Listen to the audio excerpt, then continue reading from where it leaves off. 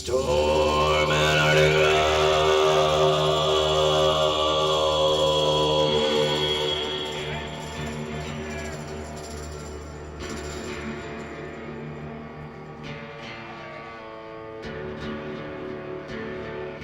Storm Antarctica.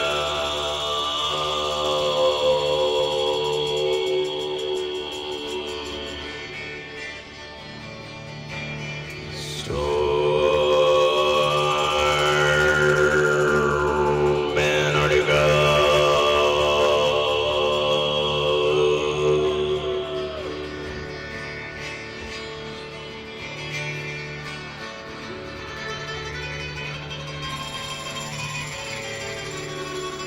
Storm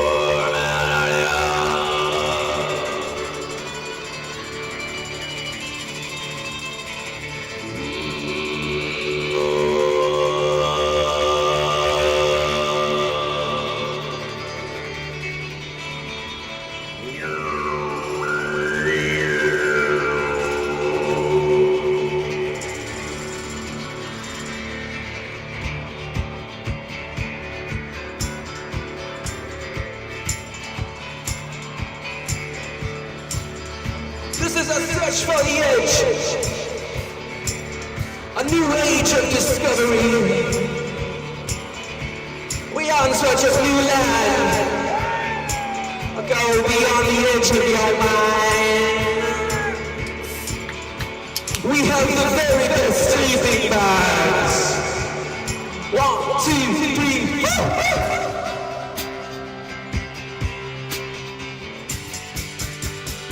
Antarctica expedition.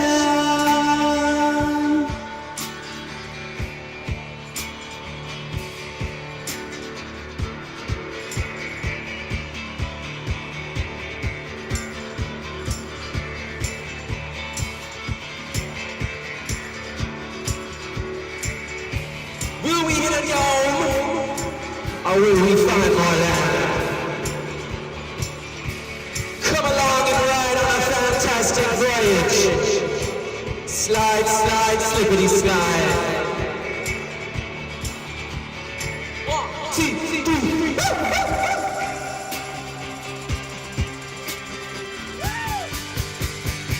Antarctica expedition.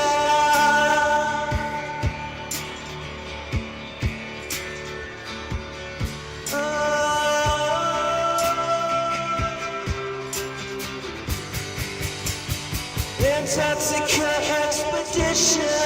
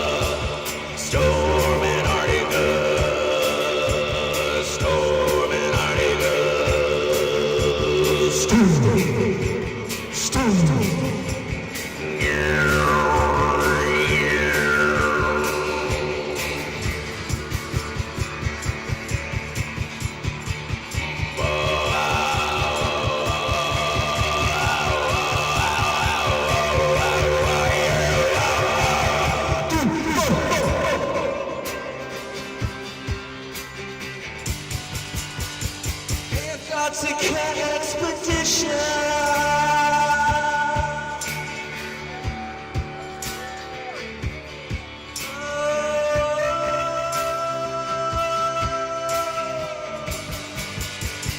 Antarctica expedition.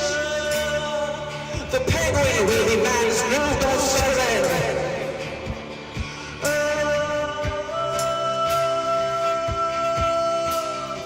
We will make snow cones. Antarctica expedition.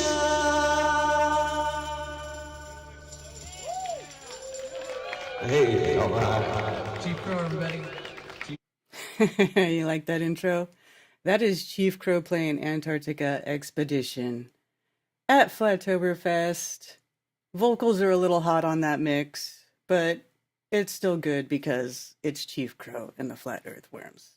You know how it is. What's up, y'all? Oh shit, did I hit go live on Rockfin? I guess I did. Is it working? Let me check. At Flattober. Oh, I did. Okay, good.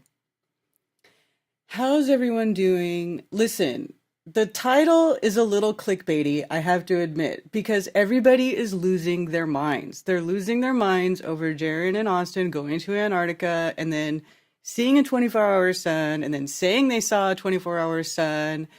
And I can't, it's, to me, I just can't believe how many people are losing their minds, calling it fake. They're, all these people have turned on Jiren and Austin, like all of a sudden they're shills, they're being lied to, they got paid to lie, their families are set for life because they got bribed to go along with the joke. I mean, to me, I can't even believe it. Or people saying that they're being lied to, like all of a sudden Austin, who's this really bright, intelligent young man who wins all these debates all these physicists and goes on all these shows and is really good at being very good at verbalizing, his stance on the realm. And all of a sudden now he's a big idiot and he would never know that he's being lied to, that there's a sun simulator in the sky and that, they're in some like fake environment. Oh, they're, or they're not where they say they are. Like, I just can't. I mean, why? Why is there so much cope? Now, I'm not saying everybody's do it. Some people are like, dude, this is cool. I think it's cool. I have been saying before they even went on this trip, I was like, dude, they could see the 24-hour sun. It might be there. And so what? So what? We don't know how the sky works. The sky has always been the number one proof for the globe. It's the only proof they have. It's not even proof, it's evidence, right? It's not proof. We know it's not proof because you measure the earth and the earth does not match the physical measurements that a globe, a geoid, the shape that it should be, it just doesn't match. Local observations over land don't match. Observations over water don't match. There's no measured movement, right? So we have always said that the sky does not define the shape of the earth. And now because they saw a 24-hour sun in Antarctica, everybody's losing their minds.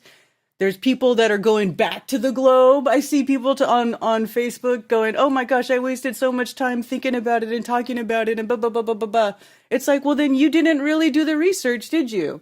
You didn't really investigate every possible aspect of the globe. You didn't really do the homework. If this is flipping you back, you didn't do the homework. You didn't go out and see for yourself. You're not testing all things, and fine, go back. Everybody can believe whatever they want to believe, but it's really not fair for Jiren and Witsit to be getting attacked the way that they are. I mean, this is just not fair, you guys.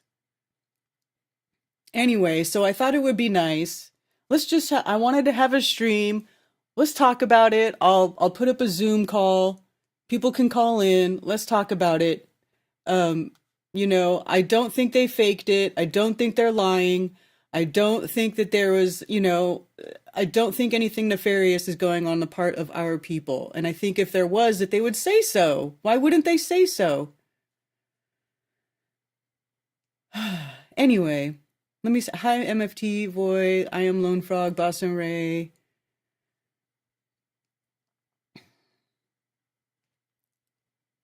It's an iron sky, we just gotta hold on.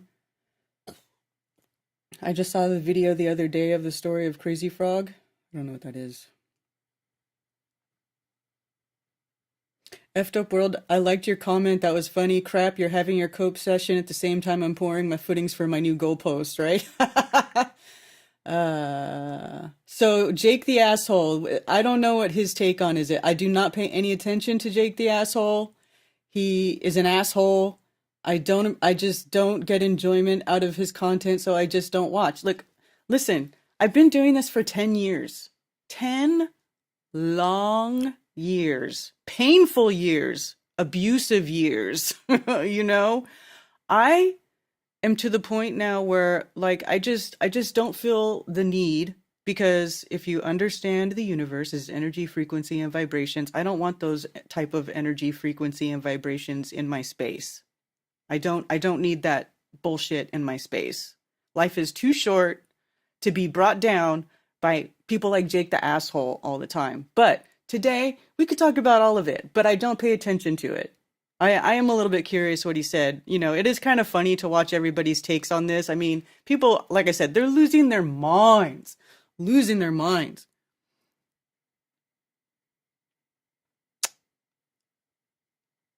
I see Decimal Z's in the chat. Dr. Zach, what up? I'm telling you, all the stuff that I did with Zach early on, the sun stuff, that told me, what did all the observations that I did with Zach, like when I I was talking about this the other day on Coffee Talk, when I was learning how to model stuff in AutoCAD, all those things match the globe. The Selene-Leon eclipse matches the globe. Did you guys know that? That's when I was like, okay, you know what? All sky observations will match the globe. It doesn't matter what you do. The sky observations match the globe. The one sky observation that could have been made that would not have matched the globe is if the sun set in Antarctica. It didn't. Sky observations match the globe. I think there's multiple explanations for that. It could work in any number of ways. It doesn't mean that the Earth is a globe. But, you know, I learned a long time ago that all sky observations match globe because the globe was literally built off of sky observations. Don't you guys remember that? Don't you guys know? Earth is measured flat and they can demonstrate an accurate measurement using curved baseline and triangulation. Then we good. They need the coping session, right? MFT?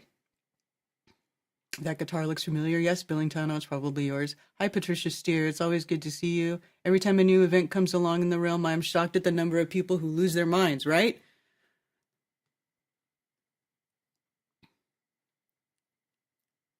Probably 8 hours, 8 beers deep at that point. Let's go. Being live for this was such a blast. Right, Run Boston Bear? You talking about the Flytoberfest? Right. Black Panther, hello.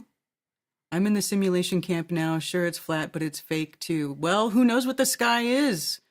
You know, like that, what happened, this observation is a very strong argument for holographic skies. Shout out to Chief Crow. Love them. I changed all of Mark Strangeworld songs except to the starting song and the ending song to Chief Crow. That's awesome. I love Chief Crow. He's good people, and he's super talented, and his music is awesome. Did you see 2 guys who are supposed to be Jiren's friends on their live stream last night saying they want polygraph tests? Dave Sovereign and Lowry saying Jiren is a sellout? Yes.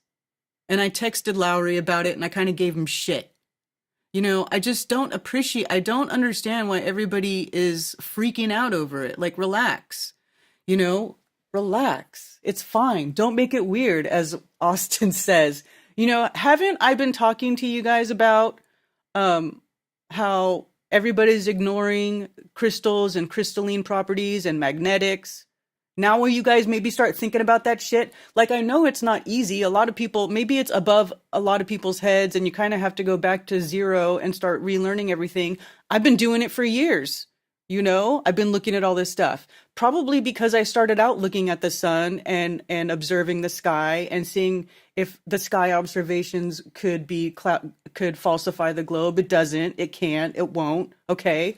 So, I started looking at other stuff like optics, how light works, magnetics, you know, just weird stuff, because clearly the earth is a level plane, right? So there is a what is the word I'm looking for?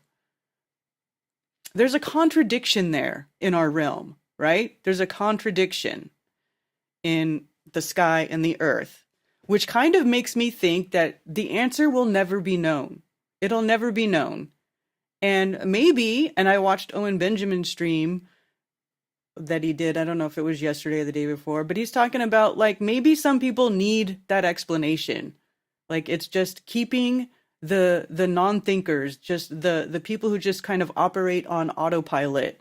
Maybe people, there's not everybody is meant to maybe ponder these things or think about these things, or maybe, maybe we're not even supposed to know the answer.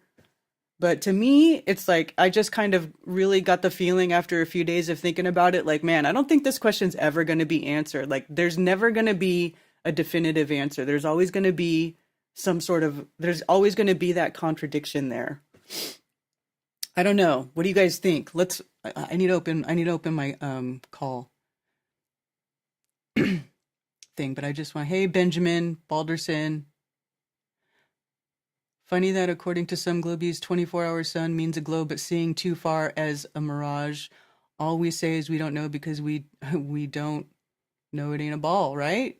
Plain and simple, I don't know what Jiren thinks. Jiren did not say he's going back to the ball. You guys need to calm down. Ooh, 11:11. 11:11, y'all. All right, let me open a Zoom. Globe or moon, pick one. Oh my God.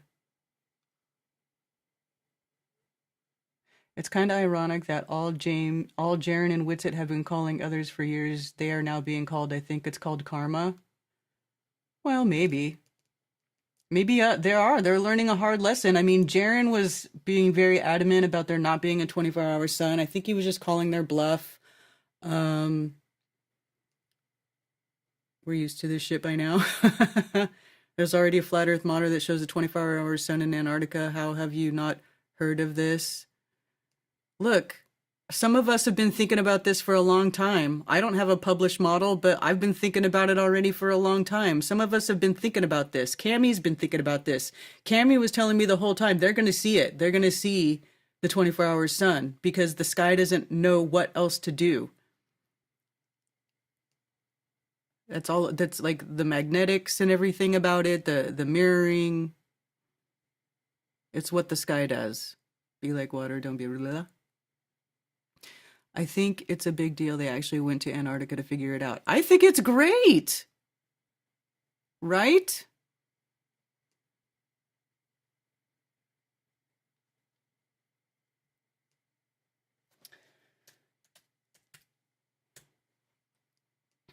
I also have my phone open. Oops.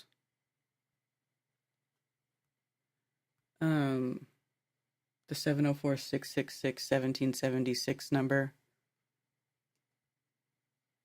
I think mirroring has a lot to do with what is observed. It could, absolutely, especially because superfluids have mirroring qualities, and magnetic fields lend to that mirroring quality too. I mean, it could be, we probably just don't understand how it works, which is obviously, and we'll probably never know. But we'll be able to come up. I mean, we've already come up with stuff. People have already come up with stuff.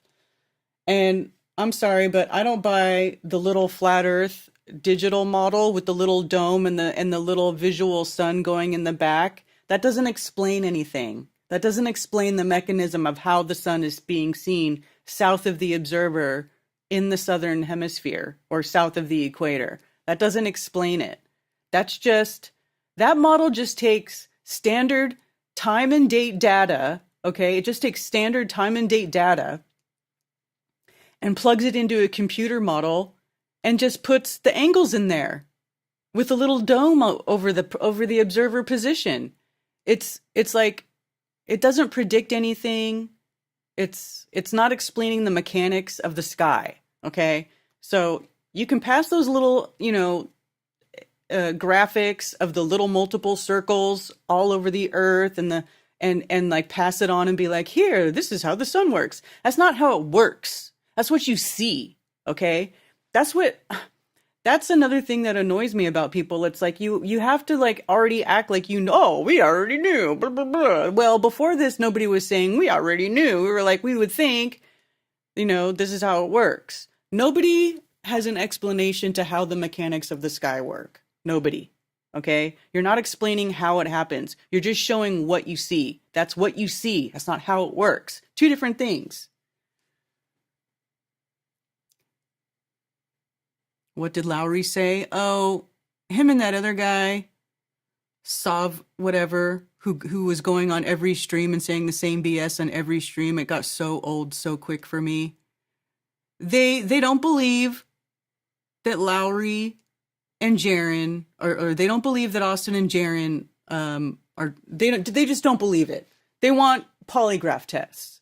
They're like, oh, this is bullshit. Why didn't I see this and why didn't I see that? Dude, they were in Antarctica and it was very cold. You know, I don't think a lot of these people understand that once you're in an environment like that, like how much harder things get. How much harder things get to do. I went to Lake Balaton. It was below freezing there. It was cold. It was so cold it hurt. It was all I could do to set up my P900 and try to take a video or take pictures without freezing my fingers off to the bone. Okay? Like, because, you know, the buttons are small and it doesn't always work if you have a glove on. So then you have to take the glove off to push the buttons on the camera or do the touch screen and your hand starts freezing immediately. I just don't think you guys understand how much harder it is to function in an environment like that. And also when you're out in the field, things don't always go as planned. Shit happens, you know? And like nobody wants to even take any of that into account. And they're not even waiting for everybody to get back to show everything that they've got. You know, they're not even waiting for the data to come in. It's like they're still in Punta Arenas. They haven't even come back yet. And not even all the data has been seen or all the video or not, you know, we haven't even heard from them, you know, directly. I mean, like, we have a little bit, but not completely. And it's just crazy how, like, people can't even wait for stuff to come, like the data to come back. You can't even wait for the videos to all be released. So I'll play the stuff that's been here. This is all the stuff that Jiren's been uploading to his Telegram group. Okay? So these are all his videos. I don't know why you guys think that he's part of some elaborate hoax. Look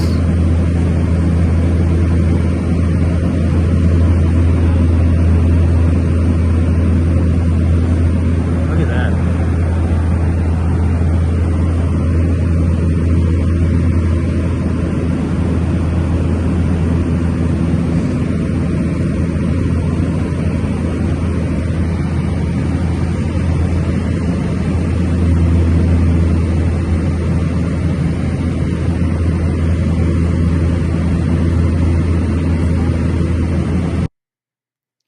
And some of the stuff, if anybody's been following along, some of the stuff that they're saying in the videos, it's like, it really makes sense. You know, I think there's going to be a lot of stuff to be gleaned from this Antarctica expedition.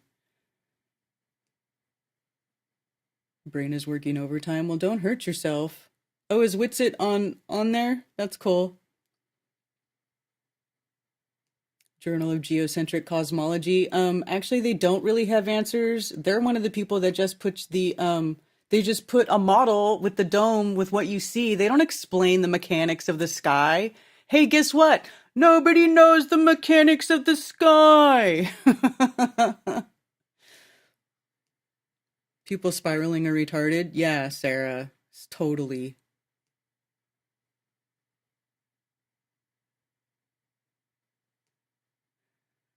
Steve Alonso won all 3 of Duffy's pre-trip challenges using flat earth model and math. What does that mean?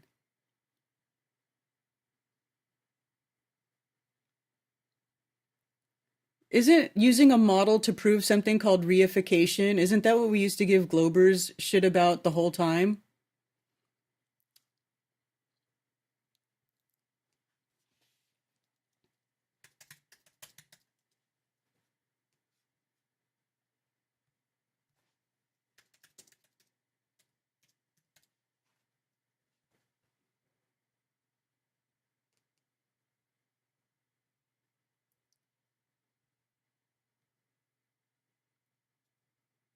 How do you even see where that's at? Is it on the website? What do you mean all of his challenges? People keep saying that, but what does that mean? You sure that isn't South Dakota? Looks like home.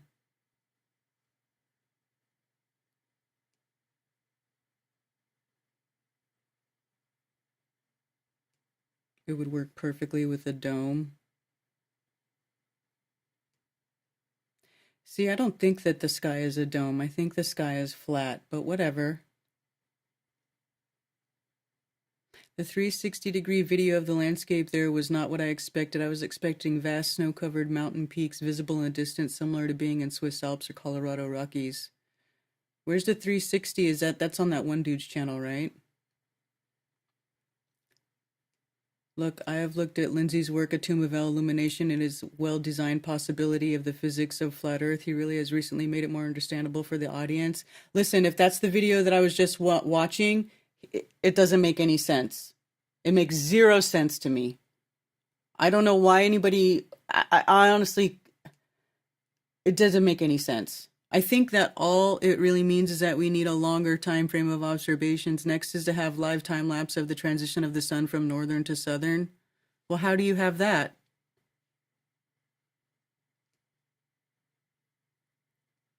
"30 minutes back from live, but I'm catching up over there and listening to you. Sorry to be the only half here." Oh, it's okay.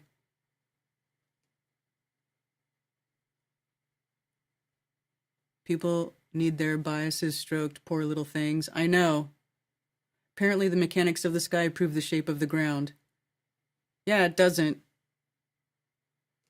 I mean, this is why I was playing that video where we were asking everybody what's their number one flat Earth proof. Water is level. We see too far. Earth measures flat. There's no motion. Nobody said, well, there's no 24-hour sun in Antarctica, so I think the Earth is flat.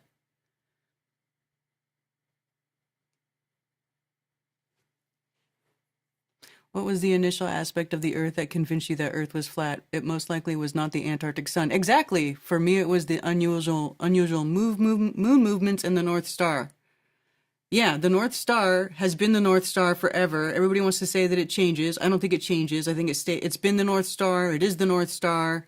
I thought Wolfie's video 5 years ago showing the sun going below true level on aircraft altitude instruments was the end of the debate. You guys are still here? Yeah, no. I don't trust that guy. St. Pierre. What now?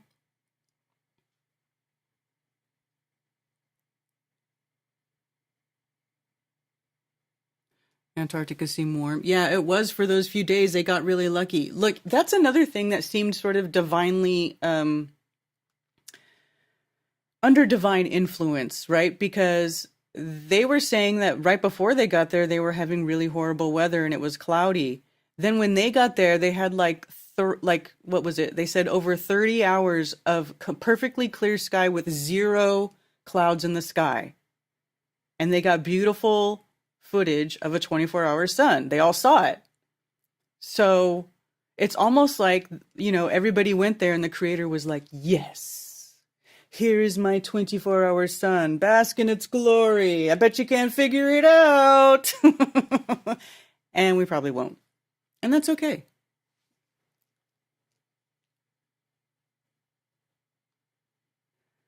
Became flat when you realize an outward expanding perimeter can only grow in size. Imagine going to a mechanic because your check engine light is on, and instead of checking the engine, they unplug the engine light and say problem solved. Yeah. What does Foucault pendulum prove? Nothing.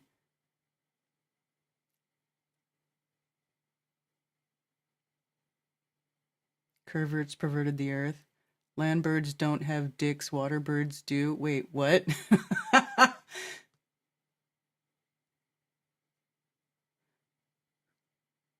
Who cares about models? The Gleason map is accurate and has no connection with the sky phenomena. See, that's my general take on it. I feel like the map is of the land masses, and people still use these maps for general navigation. That the AE map is a time calculator, right? It's a time calculator. It's not a sky map. They even have Earth maps and sky maps are separate for a reason. I don't want to watch one more GD experiment. Maybe we should be looking at Earth at some of the bipolar flat Earth models being put forth. That would fix the observation, and that direction south can be direction from center hub. That's dumb, Karen. It's pretty easy to see how it should work. What do you mean? I don't think it's dumb. You don't know what the sky is. You can see how I know. I can think of how it could work. I could think of how it could work. There's a few different ways it could work. I just said that. But nobody knows for certain, beyond a reasonable doubt, beyond question, beyond reproach. There is no for certainty, 100%. This is it. That's my point. And if you say that there is, you're full of shit.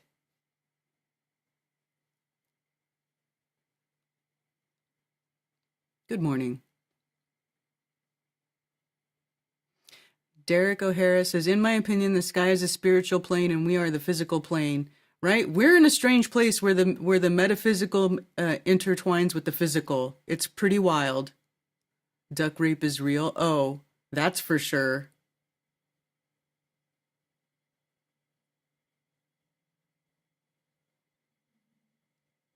Yeah, they do. No, they don't.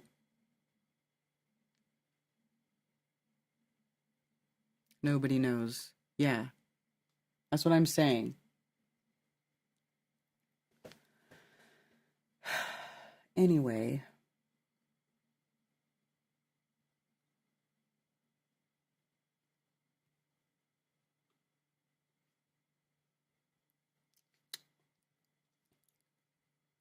If I was God, I would understand how everything works. Since I'm not God, I don't expect to understand how everything works. That's pretty much where I'm at.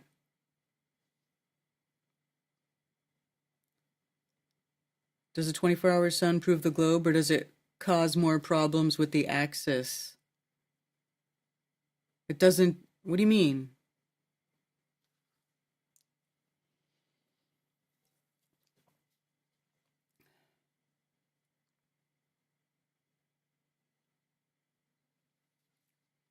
Well, if the compass is pointing to a specific ground-based location, then that's implying the north is only the one little spot where the compass spins and the rest of the earth is south.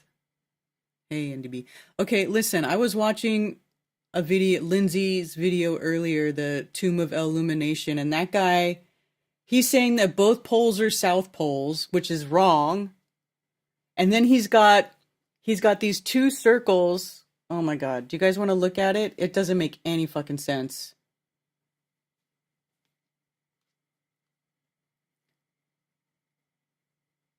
Here, I don't drink, but I'm going to enjoy this glass of champagne. Goodbye shindig that got moved forward due to weather issues.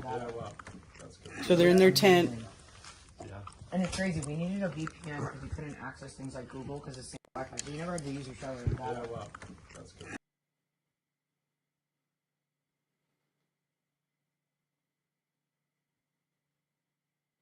Oh, here's Jiren. Do you guys see this?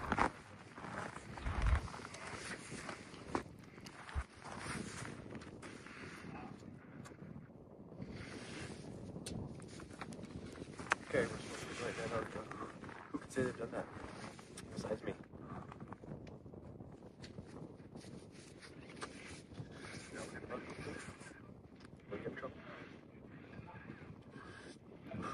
That's pretty fun.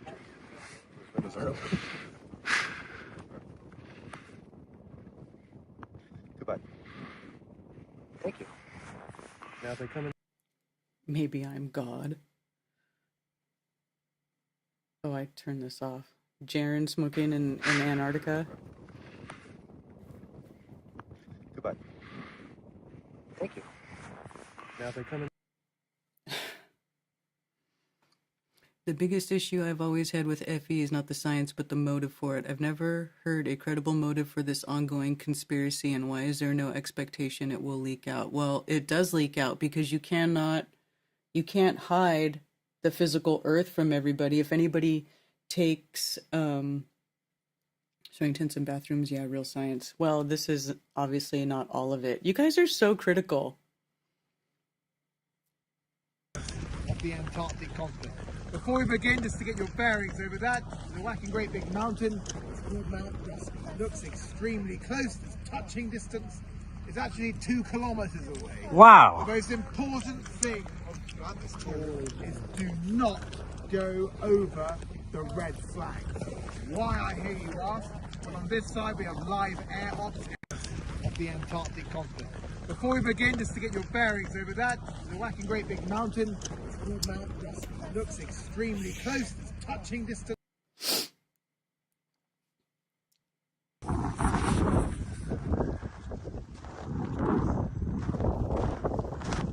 So you think they're faking this?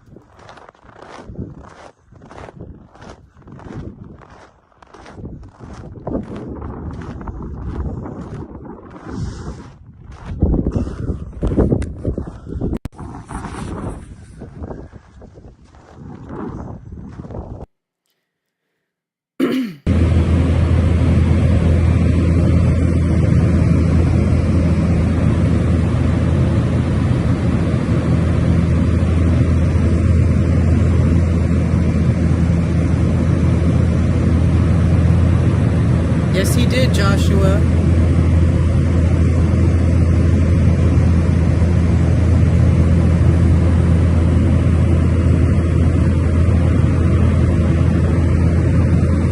Question is, were they really in Antarctica? Yes.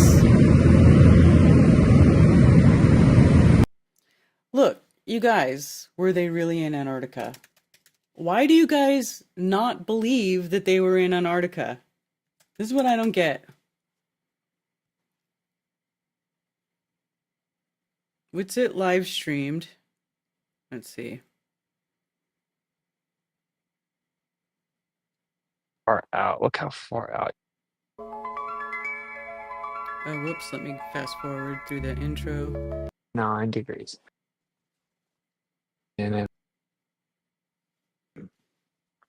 in the world. Now that was Kai in the intro. That was pretty cool, huh? Steve made that song and sent it to me yesterday. Hey guys, I know this may be hard to believe, okay? You guys give me feedback. Make sure you can hear me. We are in Antarctica, I can assure you. These are the mountains in Antarctica. Guess what? These are also mountains in Antarctica. These are all mountains in Antarctica. So you think that Okay. Whitsitt and Jiren are lying? If you guys don't believe they're in I Antarctica, flew in you're a calling them plane liars. from Punta You're Arenas. calling them liars.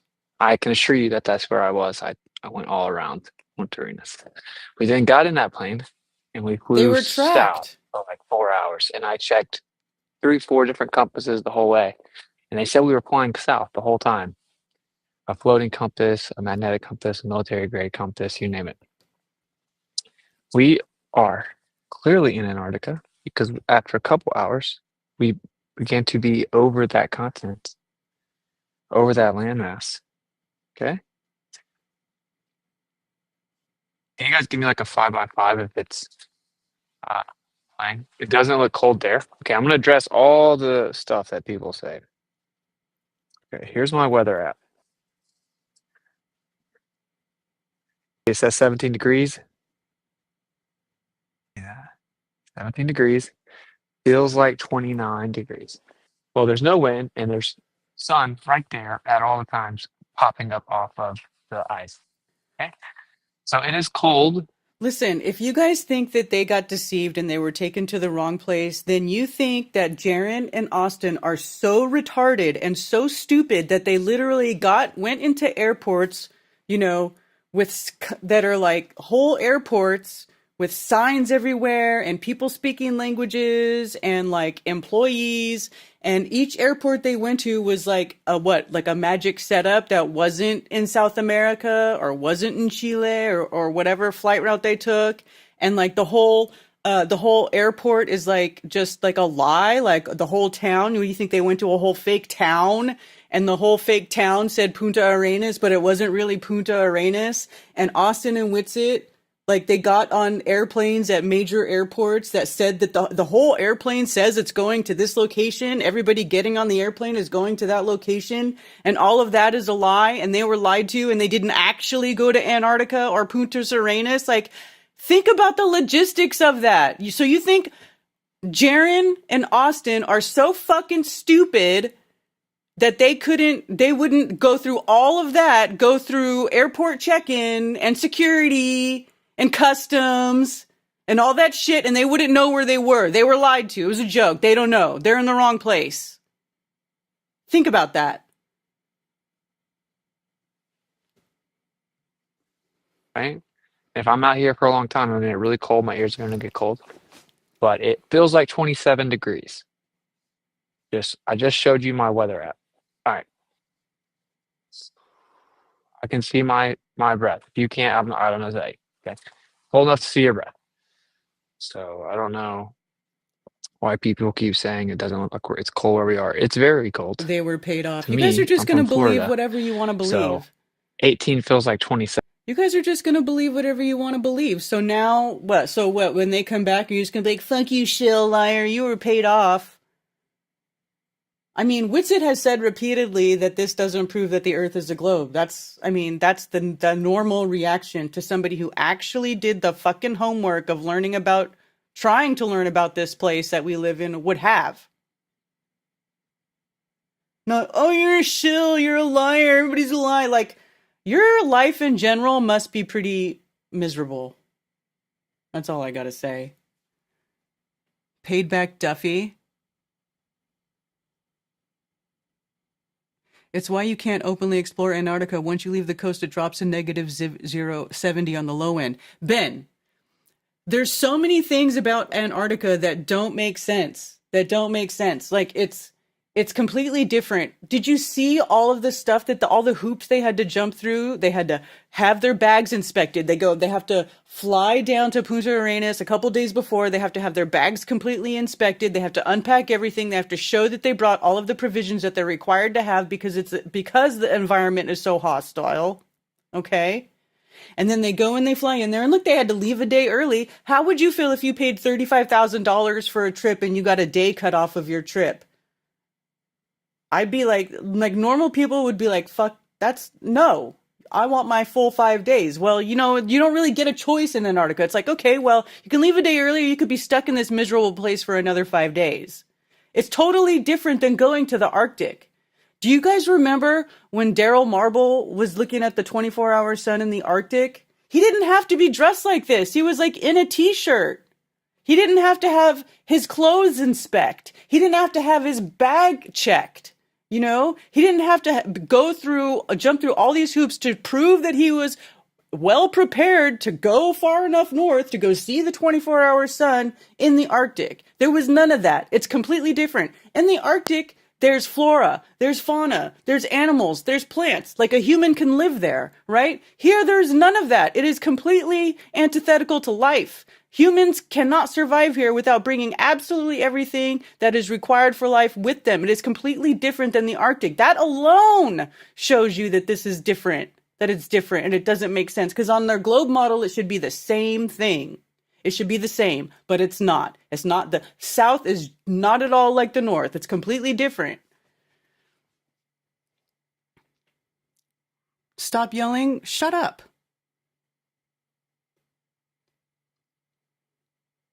Things snap and break for no reason, right?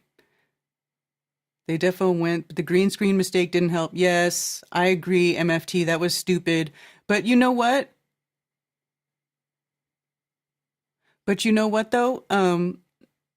Remember, the real world is stationary. That can't be tested easily. It means the sun rotates around us each day. Yes.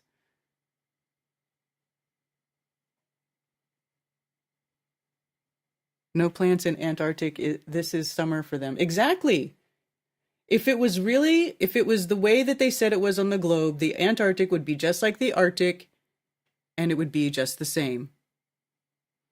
It was colder here in Minnesota than it was for them in Antarctica. People doubting anything about it have lost the plot. Proves we don't know anything. What is the elevation there where they were filming? Oh, they said, okay, I watched another stream. Like, I don't want to replay everybody's whole freaking stream. But Jiren said, okay, there was actually, maybe I should play this part from Jiren's stream. Let me see. His last stream, he talks about that, the landscape, and it's actually pretty interesting. Actually pretty interesting.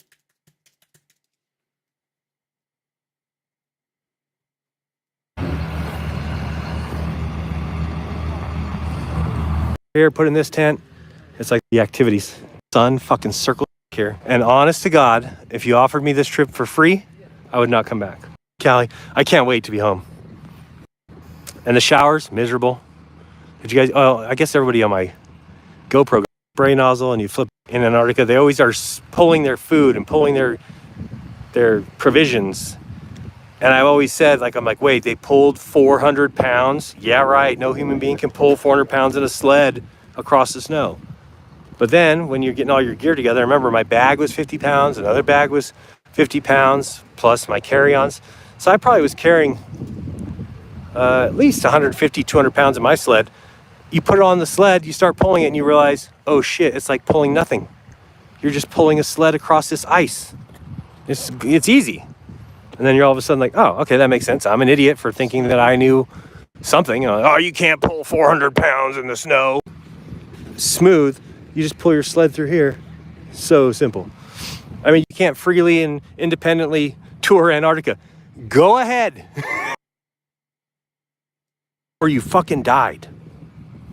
You wouldn't get a mile. If you went that way and walked by yourself and tried to freely and independently explore Antarctica, you might make it a week, you might make it 35 miles, and then you'll fucking die.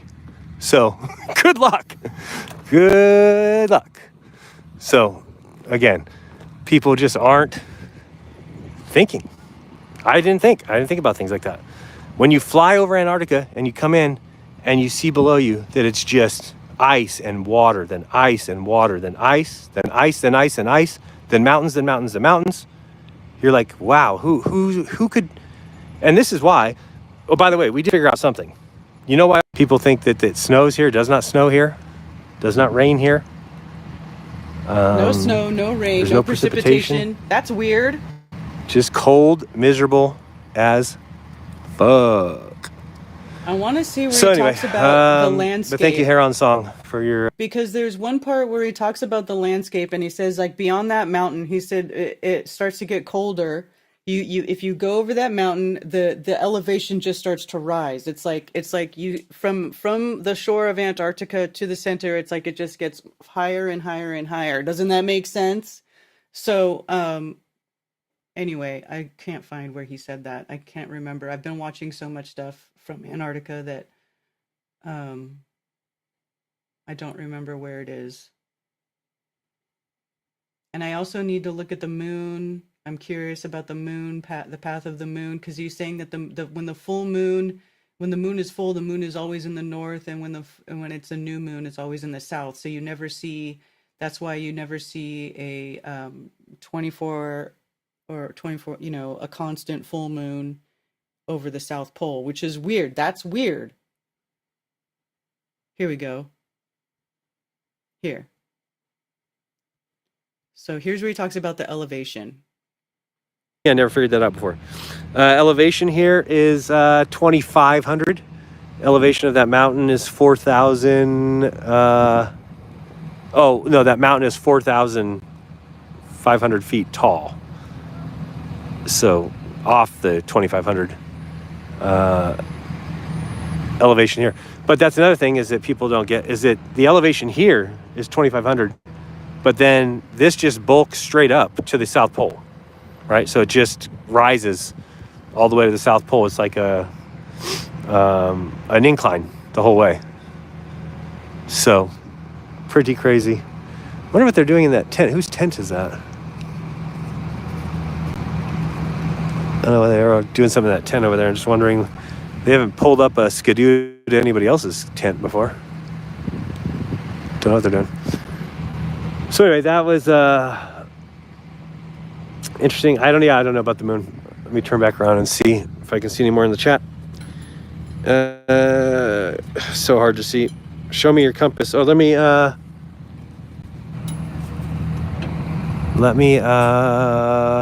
have the GPS unit. John, you have a compass? I sure do, and I came here right for you. Excuse me? I was just watching the live stream. Oh. See that Oh, it's coming. nice. Compass. Very nice of you. We're gonna go this one. Oh, yeah, I'll follow you. Oh, I guess I can't. I'll go grab it after. All right, let's see here. Here's your compass. So anyway, I think it's interesting. Any water is frozen, even vapor, right? It's weird. It's not like the North at all. Over that mountain is a movie studio. Come on, brother.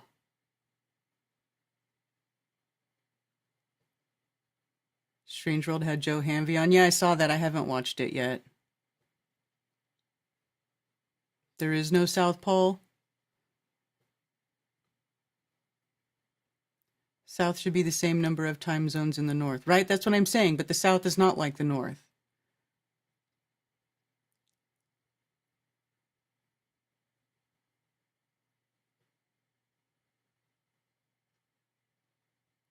A big dome needs a good foundation. Seems like mountains would work pretty well. Walk out to the crevasse.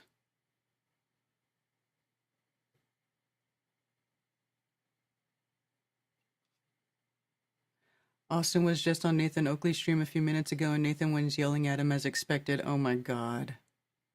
That's so ridiculous.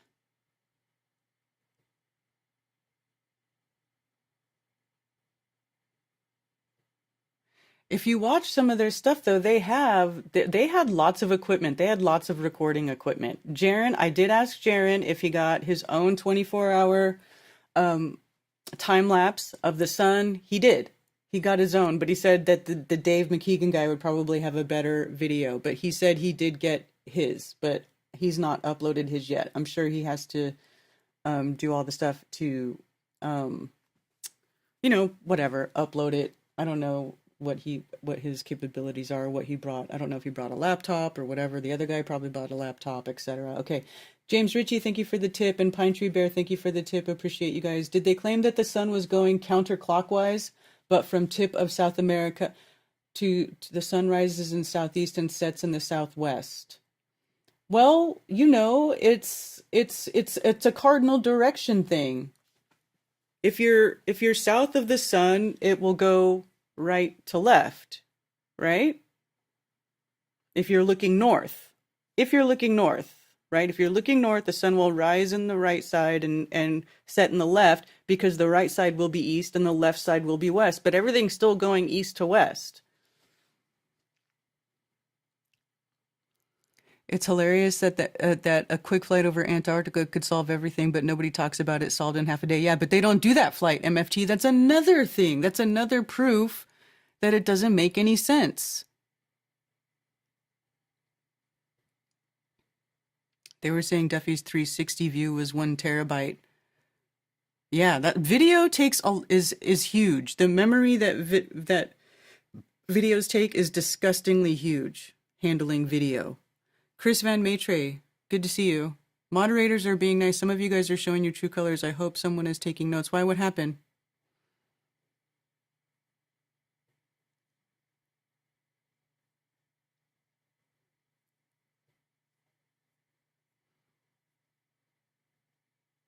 High, very high, but not the most high. Sends us dock pics. The north is only a 2-meter thick ice sheet. The south is now covered land that rises 13,000 feet very quickly. That's why it's a colder climate. Yeah, because it's not the same as the North Pole. Answer my phone? Oh, shit. Why can't I hear it ringing?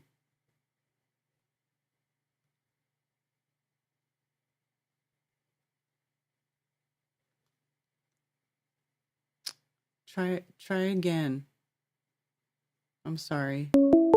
Now it's working. I changed nothing. Thank you for calling Coffee Talk. Well, it's not really Coffee Talk. It's Coke Morning, Session. Jared. Hey, good morning. So, myself being from the frozen tundra, there's a few things that I can answer for this that are very weird, but I can tell you that it's just the way it is. Like, it doesn't snow up there because it doesn't snow when it's that cold. Okay. That's weird. It just, I don't know if it's the air temperature makes it so it can't, but it doesn't snow. And actually, on days that it's snowing, it's way warmer. Like, even in the Dakotas, if it's snowing, it's going to be a nice warm day. If it's clear and open, it's going to be freezing balls. But it doesn't snow when it's that cold. It's just how it works.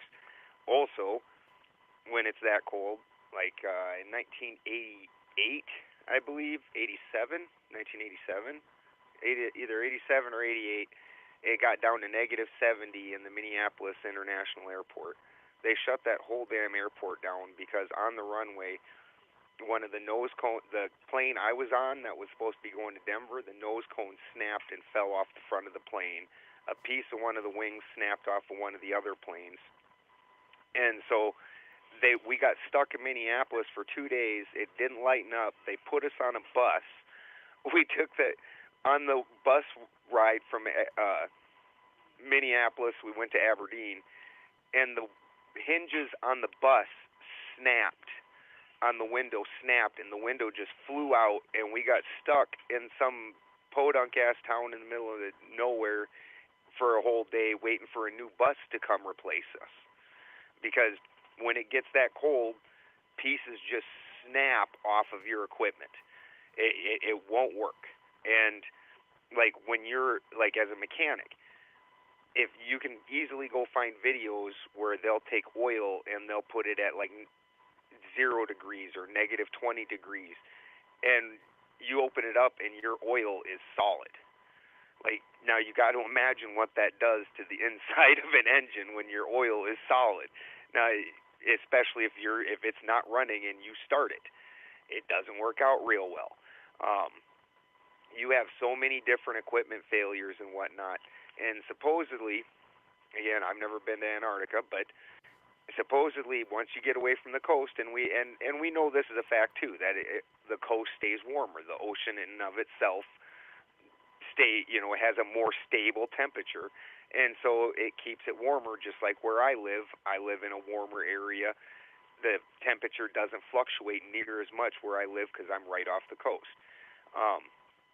As soon as you get away from that area, and it drops down, it says that it's an average of -70 degrees. You're dead. Like, if anything breaks, and everything breaks at those temperatures, you're done. Nobody's coming to save you. There's no help for that. A plane can't fly through that. The pieces will actually snap off the plane and break. So I'm not saying that it shouldn't be the same as the other pole. I'm not making that case or anything, but absolutely in those kind of just horrifyingly negative temperatures, everything breaks. It's just how it works. Yeah, that makes sense. Yeah. Like, especially on a plane, you know, aircraft aluminum is not particularly tough stuff. What it's really good for is it can handle torsion. And it's very specifically torsion. It can't handle impact. It can't handle anything like that. And as soon as them molecules start tightening up and shrinking, then and coming closer together, that whole effect is done. That torsion is no longer handled, and it just snaps. Aircraft aluminum, super. That's why when you see a plane, a jumbo jet fly into a duck, and the duck just wrecks that jet. Mm-hmm. Like, as a mechanic, all of your turbos are always, anything inside of a turbo or a turbine or something is aircraft aluminum. A piece of sand going through there is like a freaking bowling ball. It just wrecks things inside there. Just a little piece of sand, because the metal's got no toughness to it whatsoever. But it can handle torsion really, really well. But you know, you have to live in. You have to live like nobody lives where I'm from. There's a reason for that. 'Cause it's cold as fuck, dude. Yeah. Yeah, and it's a joke where I'm from, where it's a joke everybody talks about. Like, why do I live where the air makes my face hurt? You literally go outside and your face immediately hurts. You're like, what? Yeah. I was experiencing that in Balaton, and I'm pretty sure it wasn't as cold as what you're talking about. Yep. Yeah, most people have no idea what that's like. Like legit, and it's not as bad now as it was when I was young. Like in the 80s, it was way colder than it is now, and the blizzards were a lot stronger too. We don't get as much precipitation, but so winters were just way nastier. So I'm not, but that also doesn't weird me out. Weather shifts, but most people haven't experienced that kind of cold. And it's just tough to operate in. And like I said, it's when they're saying you can't get away from the coast, that's honestly not even them like making like hard rules. They're going, no, you can't go in there. Your shit's gonna break, and then you're just gonna die, and we're all gonna sit here and watch you turn into an ice cube forever. Yeah. Yeah.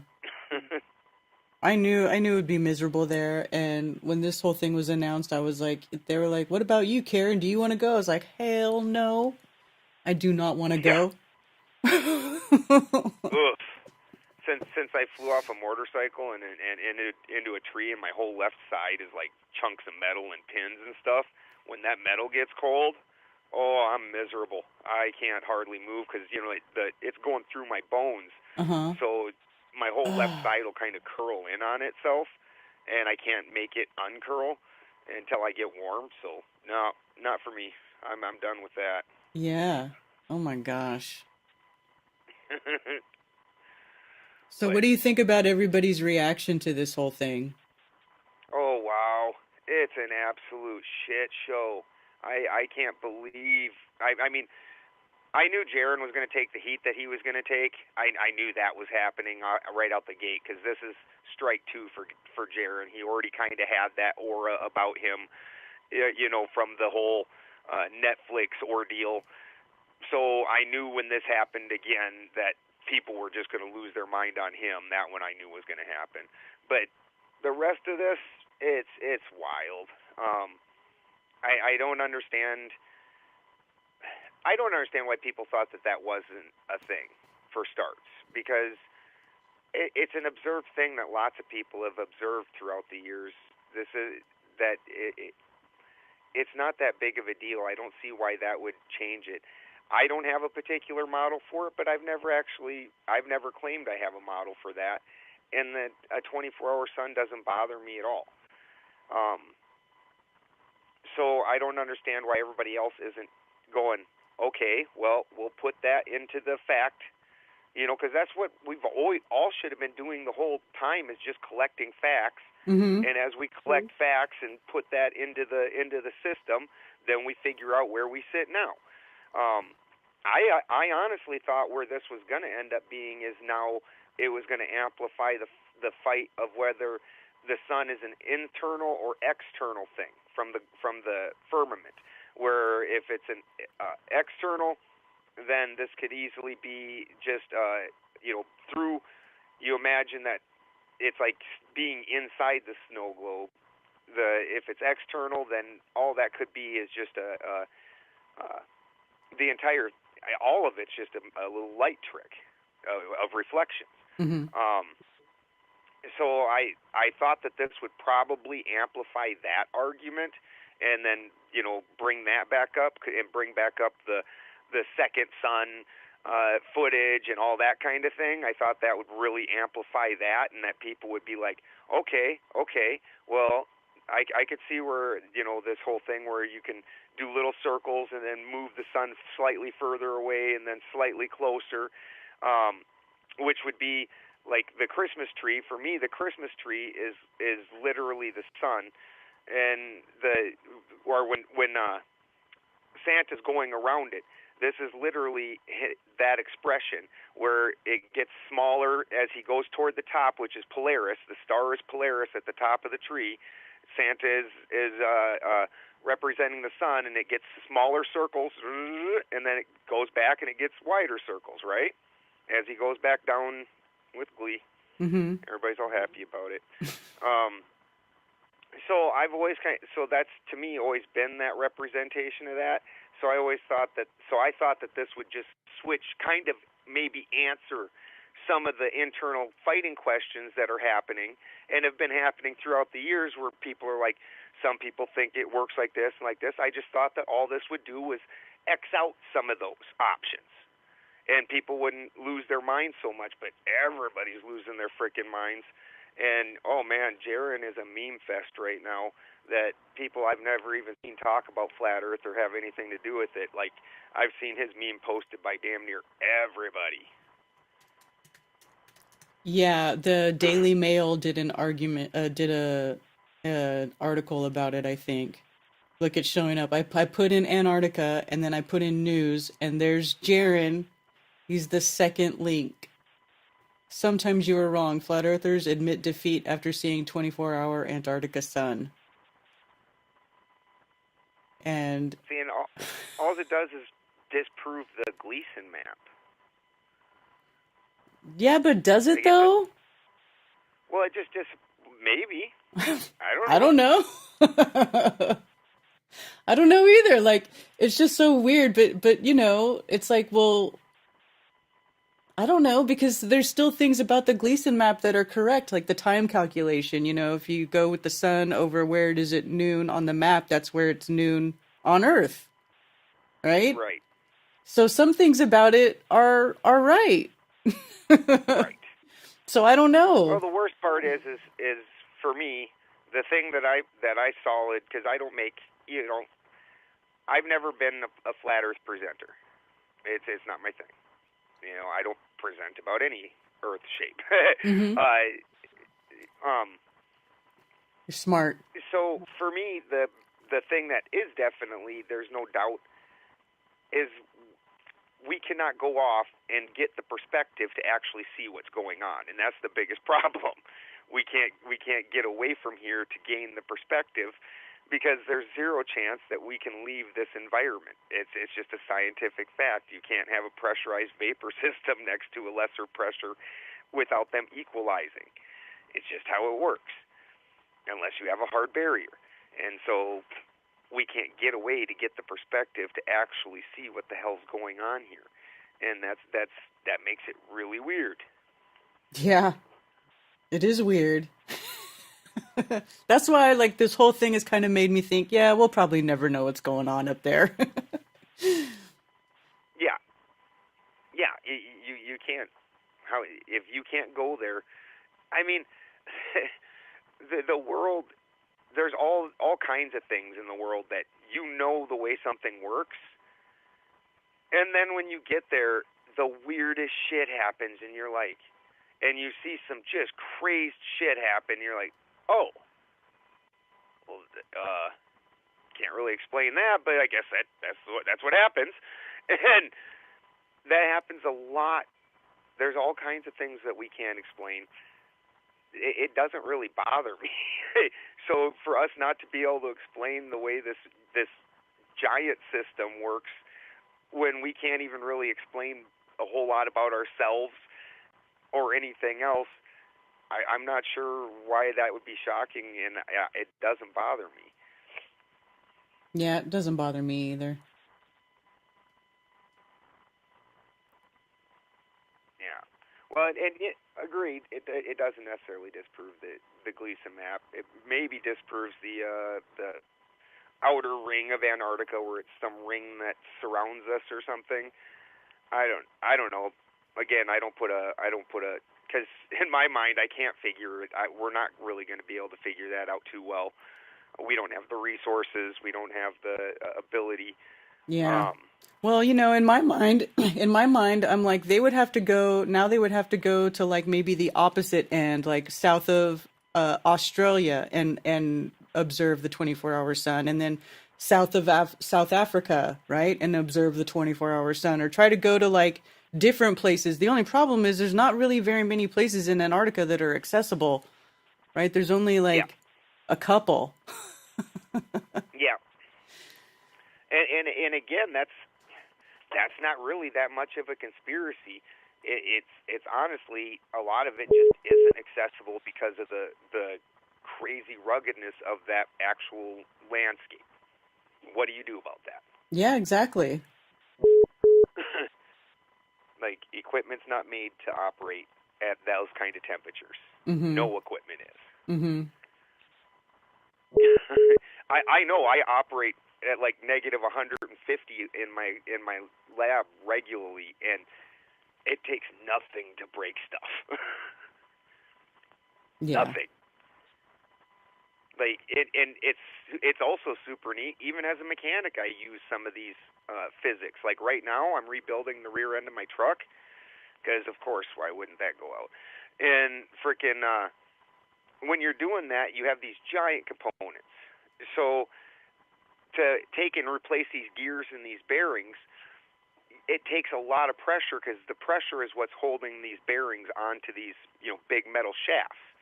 So when you're doing that, if the metal shaft, if it's like inside and the bearing's going over top of it, you take the shaft, you throw that in a freezer, and freeze it down real good. That freezing makes that metal come together, and the molecules get tight and come together, and so it shrinks it ever so slightly. And then you take the other piece, you throw that in the oven or in a hot bath of oil, get that up to like 200, 300 degrees, and that ever so slightly expands the metal. Well, now these two things that are going to sit there locked together, one's expanded and one's shrank, and it'll just drop right onto that other piece, but as soon as they reach the same temperature, those two pieces will lock together tighter than a nun's ass.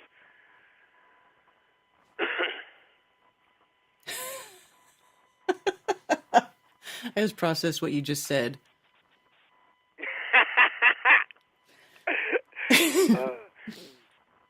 But yeah, that's it. Even as a mechanic, that's basic physics that you use. If it gets tight when it's cold, it gets tight and shrinks, Mm-hmm. and it expands when it's hot. And Yeah, that is basic even physics. metal will do that. Mm-hmm. Yeah. All right, somebody It keeps sounds like calling. you got another caller, Karen. Yeah. We love you. We All miss right. you. We love you too. Thank you for calling. All right. Later. Hello? Hi, Karen. It's Joan. It's Joan up here in New York. I was just calling real quick because I wanted to thank you for being the voice of reason in all this craziness.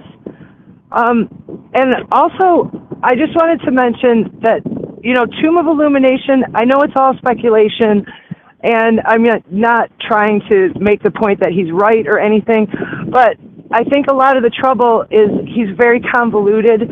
He doesn't really teach very well at all, and it takes quite a bit of time, because you have to erase not only the globe model, but the typical conception that the flat Earth model has right now. You kind of have to erase both of them to get a handle on what he's saying. Does that make sense?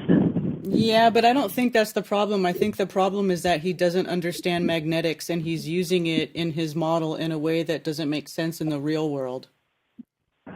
Well, see, I kind of see it all making sense, but when you mentioned the two poles, do you get what he's saying about it? Everything is inside the central vortex at the North Pole, is what he's saying. And then he's making shit there's up a frisbee.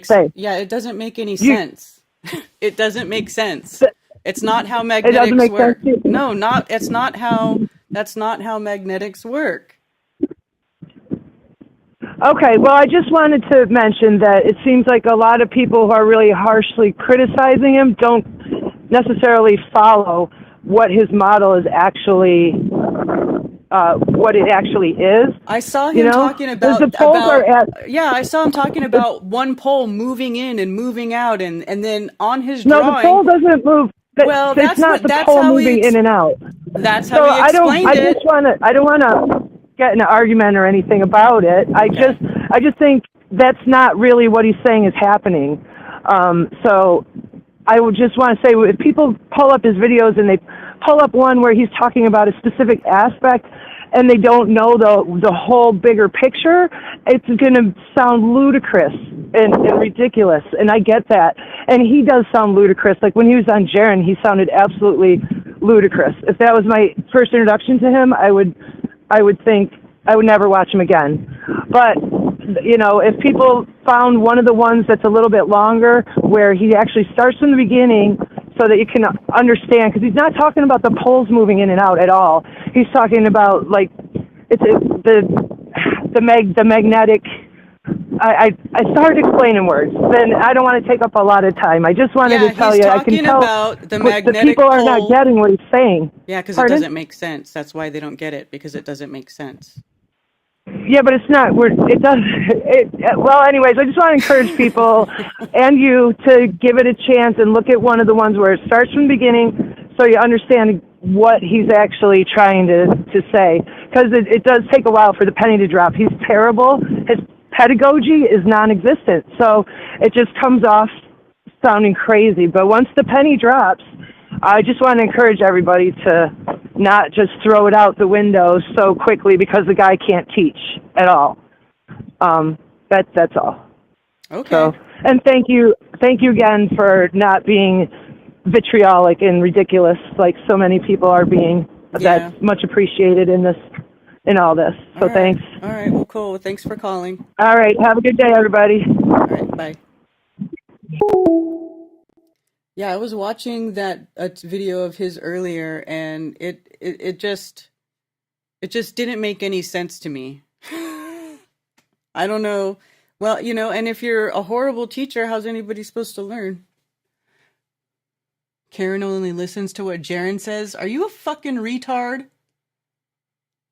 I don't listen to only what Jiren says. There's a lot of things that Jiren says that I don't agree with. What kind of bullshit is that? You know what? Just go away. I really don't need trolls here. This is why I had put subscribers only. So I'm pretty sure you had to subscribe and sit here for however long so that you could make stupid ass comments in the chat. But now you're deleted. Bye. Unsubscribe. Go away. You know what's more ridiculous? A magnetic mountain that shifts. Yeah. Well, you know, it's really weird because the magnetic north does shift around slowly. It's under the surface of the earth somewhere. What is producing that magnetic field? If the source of it is there, or if it's on the two poles on the outer side, you know, who knows? There's a lot of possibilities. But the thing that I like about this is that it gives us something to think about and contemplate and play with that isn't somebody's made up bullshit. I mean, oh my God, flat earthers got so bored. They were making up all kinds of retarded shit, like all the mountains are petrified titans, and all the trees, mountains aren't mountains, they're petrified trees, man. Oh man, hey, look over here, look at all these rocks, they're actually petrified hearts, dude. Yeah, you know, like they were just making up all kinds of ridiculous shit that I just could not. So uninteresting and ridiculous.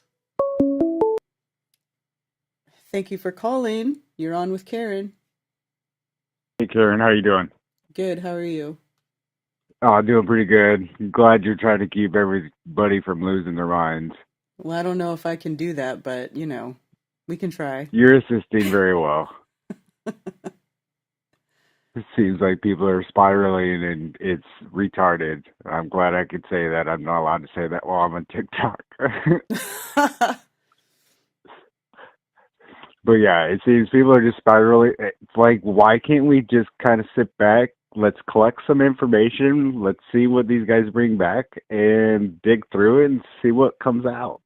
Right? Like they can't even, people can't even let them come back from the trip and show us everything and talk about their experiences. I mean, they're probably still digesting everything that they experienced there, you know? Because sometimes so much stuff happens at once, and then it's when you're reflecting back on something or you're just recalling what happened that you're like, hey, you know, this was actually really interesting that you might not have remembered or even thought of at the time. Oh, absolutely. I've done that with a lot of events I've had in my past. 10 years later, you think about it, it's like, hey, I got to do this and I experienced this, and go through that checklist again. Yeah, exactly. And yeah, I don't know. This is one thought that I've been having about because TFE, the flat Earth. I don't know how to model it. I don't have those computer savvy things. It's just in the heliocentric model for them to have a 24-hour sun in the north and a 24-hour sun at the bottom at the south. I in my mind, I'm thinking that globe has got to tilt way more than 23.4 degrees for that to be observed, unless the elevation of the Earth goes up and down as it's going around the sun. And like I said, it's a modeling thing I just haven't been able to figure out how to get done. But I don't think it would be possible on a globe. If we were on a level trajectory, ecliptical around the sun, I don't think an observation of a circling sun in the north and the south would be possible on that model. I don't know. I mean, a lot of people have tried to model this stuff, and a lot of people, over the years, and kind of say, well, you should see this or you shouldn't see that, and blah blah blah. But I've never really seen anybody use anything in the sky that shows us definitively one way or another what it should be. I just haven't seen it. Yeah. I think we've got a lot of learning to do about the luminaries in the sky. Yes. It's going to be great. And this is just simply more information. How can we be upset about this? Exactly. How can anybody? You can't be. Not at all. Yeah. Thanks for keeping some level-minded people going. And yeah, this is going to be entertaining. Yes. I'm excited. This was great for the community, for Earth. I'm not a fan of flat Earth. It's Earth. I live on Earth. It's great. Yes, exactly. All right. Much appreciated. Keep crushing, Karen. Thank you. All right. Thank you. And let's watch this really quick. I can. Oh, this is muted. One of the most popular flat Earth YouTube channels. Not for long. So obviously you all know Jiren Campanella. This is the first time that Jiren has said anything since seeing the 24-hour sun in Antarctica. This is the very first time he comes online and says anything. Of Jirenism, one of the most popular flat Earth YouTube channels. Not for long. Not for long. All right, guys. Sometimes you are wrong in life. And I thought that there was no 24-hour sun. In fact, I was pretty sure of it. But I respect Will Duffy for being a stand-up guy, at least in the way that he kept saying it was true. I kept saying it wasn't. He said, "You want to go? I'll take you," and brought me here. And it's a fact. The sun does circle you in the south. So what does that mean? You guys are going to have to figure that out yourself. Don't listen to my beliefs or my opinion. It shouldn't matter to you. But at least you should be able to accept that the sun does exactly what these guys said as far as circles the southern continent. So that's about it. I realize that I'll be called a shill for just saying that. And then, of course, they cut it off right there. But, yeah. I mean, and he's taking lots of heat. Poor guy.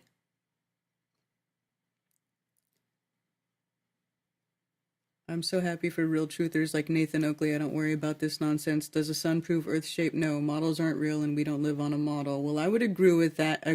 But Nathan Oakley isn't the only person who holds that opinion.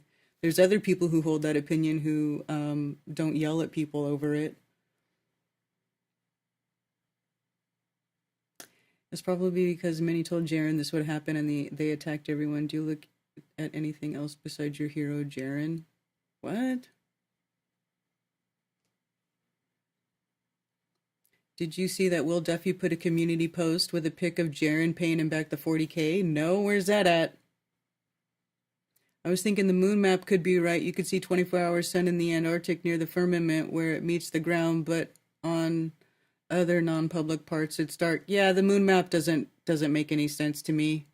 I've looked at that one extensively too. You know, people, they act like I don't look at anything. Like I do. I look at these things. I'm like, oh, that's interesting. And then I will go look at it. And then, you know, it either will resonate or it won't. And most of the things don't. You know, it's not like it's good or bad. It just doesn't. And I just, you know, I did my own little analysis of the moon map. I did it live on a coffee talk. I edited it to put it in a shorter video separately if anybody wants to watch it. It's on my channel.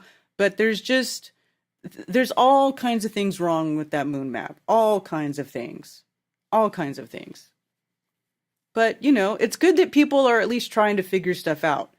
But it's like when they get married to something like that and it's clearly wrong, well, that's when there's an issue, you know? And then they get all offensive, get pissed off at you because you don't see it or because you don't agree. And it's like, hey, man, look, play with the moon map. I don't care. I looked at it. I didn't see anything about it that made any sense to me, and so I moved on from it. That's all there is to it. It's on Duffy's TFE channel on YouTube.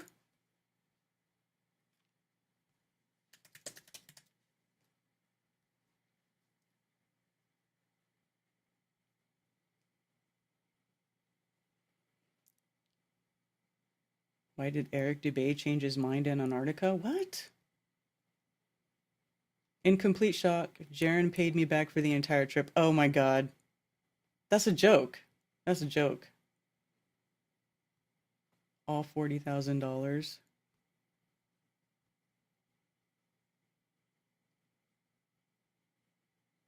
That's like 20,000 pesos or something because they're in Punta Arenas, knucklehead. He didn't pay him back. That's a joke. Did you think that was real? He's like using Argentina money or Chile money or whatever. Thank you for calling. You're on with Karen B. This Karen B? This is Karen B. Are you still broadcasting or no? I am broadcasting, yes. Okay, yeah, I was just calling. I'm somebody, I stuck my head and looked at things over the years, and I'm with you guys. But I just had a comment, something that I don't understand why nobody brings up. First of all, you got dozens and dozens of proofs beyond the edge of the flat Earth model. And secondly, both models, the flat Earth model as well as the globe model, have a thing called topography, where there's differences in elevation, okay? Mm-hmm. With the outer perimeter of the Earth model being unique, obviously, it's the end of it. What's wrong with just perhaps it dips down a little bit at the edge? I mean, I haven't seen anything that would cause a problem for. You know what I mean? It's like there's an insistence that everything must be flat like a mirror, okay? Mm-hmm. Whereas the 99% of the Earth is not like that, okay? Right. There's differential in elevation. So anyway, I just hope people don't lose heart over this. There are so many other proofs, you know. And I must say, frankly, it might have been a mistake to put it all on the line, so to speak, you know, to be, you know, put on blast like this. There are many, many more proofs, as I understand it, you know, but I'm just throwing ideas at you, mm-hmm. and I just hope it's some way helpful. Yeah, totally. I mean, I can't rule it out. But anyway, you're appreciated. You have a really good presentation, and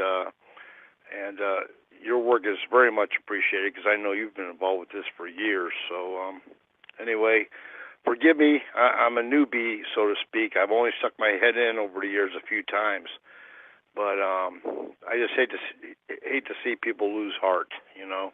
Yeah, and totally.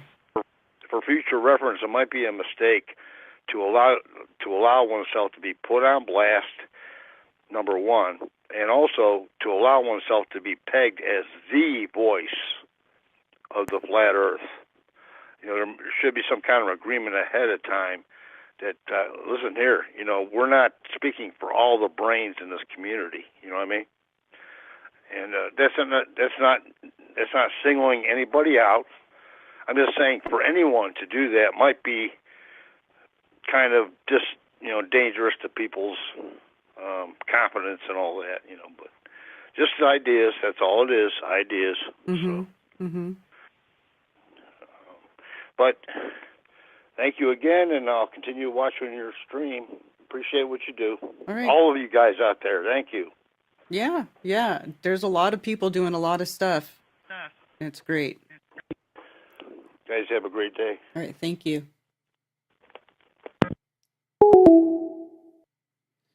Yeah. One thing though, it's like, and Jiren and Whitsitt, like Jiren has never said that he speaks for everybody, and Whitsitt has never said that he speaks for everybody. I know them both very well. I'm pretty familiar with their position on stuff, and they don't try to be like the boss of Flat Earth, Now, from the very beginning, I was always against it being called the final experiment, but of course, our people were not the ones who organized it. It was Duffy. Thank you for calling. You're on with Karen B.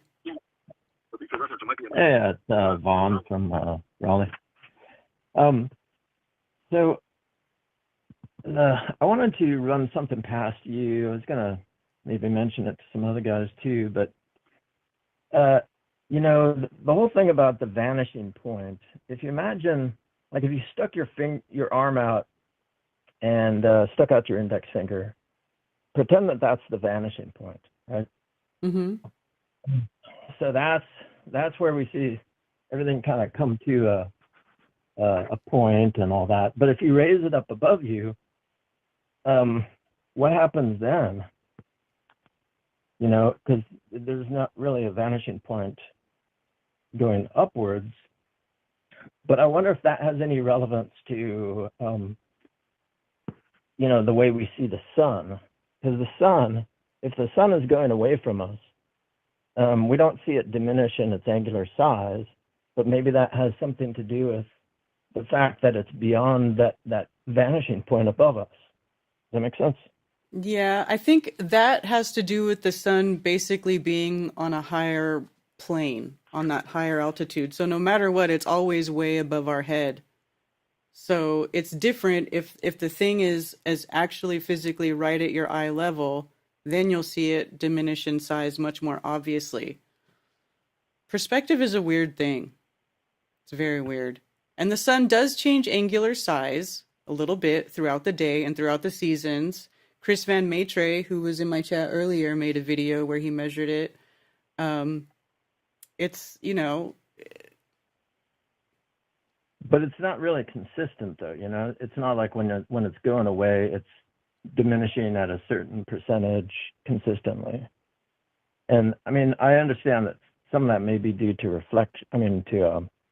magnification and stuff like that. Well, in the weather and the atmosphere and what's in the air and all that stuff. But I was just wondering if maybe it had something to do with the fact that the sun is beyond our vanishing point. I don't know if that makes sense. Well, I'm just trying to figure it out. I don't know how it would go beyond the vanishing point because...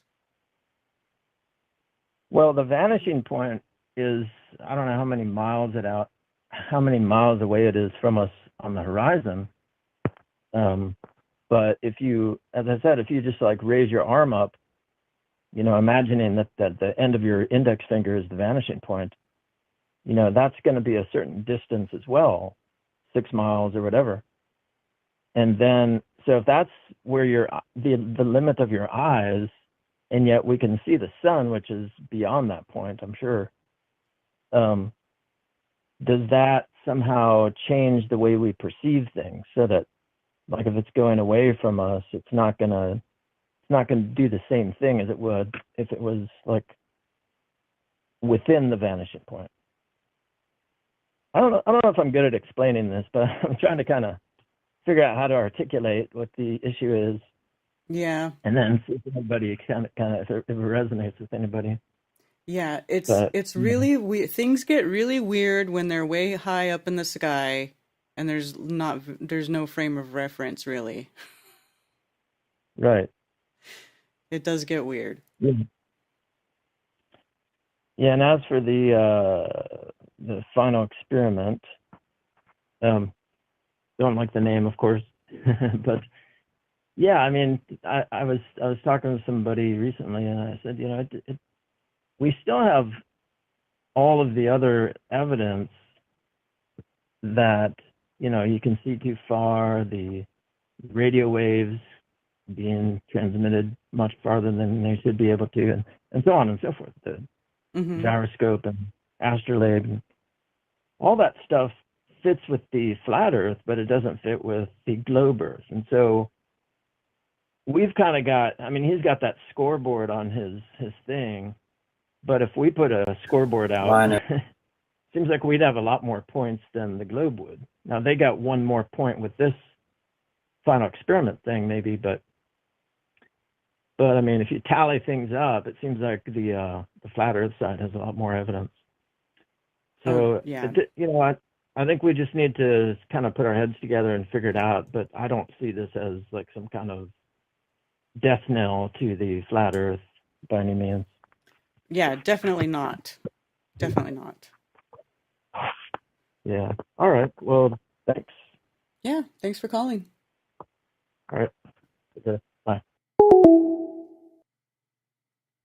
What I found in the truth community is after the discovery of the flat plane, many revert to not testing anything and just believing the flat plane YouTube personalities. We need to continue to do tests. I 100% agree, Fazook Films. This has been my gripe with a number of other, quote unquote theories or whatever, or ideas that have been proposed by people within the flat earth community. They don't provide any proof. They don't provide any evidence. It's just, we just know better. This is not what the mainstream says, so it's truth. Like, it's really bad. Really bad. So I agree 100%. We do need to keep doing tests and observations and not just start saying shit. Sun's vanishing point is sunset. Has anyone shown exact coordinates, and if so, where are they? I thought, by the way, that link I put in the chat is Chris Van Maitre's video of does the sun change size, and his measurements using his Hydra Alpha telescope that does not have any zoom, so it's always the same focal length, always the same size. So there's no zooming in or zooming out, or this was, whatever. It's really good. It's a very good video about the sun. Water, behavior of water, 100%. I don't know what we're coping from. They said they were at Union Glacier Station. I Google Earthed it. Didn't look like much was there, right? Because it's a camp, and then like they've been saying, they set up the camp, and then they break it all down and take it all down when the season's over. They're only there. It's a seasonal camp. Test or just fly across Antarctica and not waste any more time. Life is short, guys. Right, MFT? Why don't they just fly over Antarctica? It's so simple.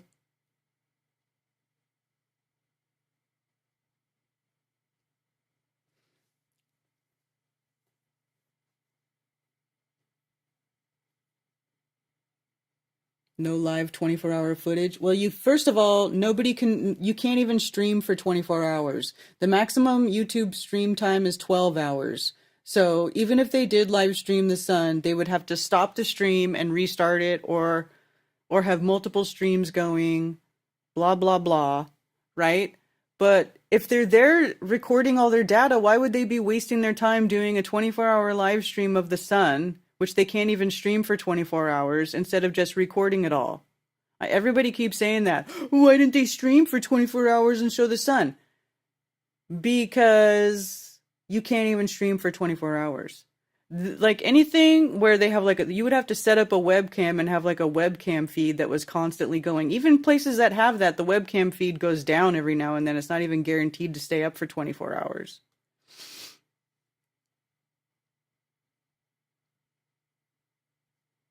You can look at we can go to this other dude's channel who did the 24-hour time lapse and watch it though.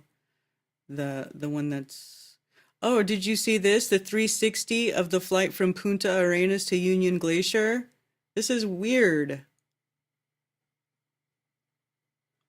So he's got this 360 video, and then you can turn around inside the plane and like see what they were doing inside.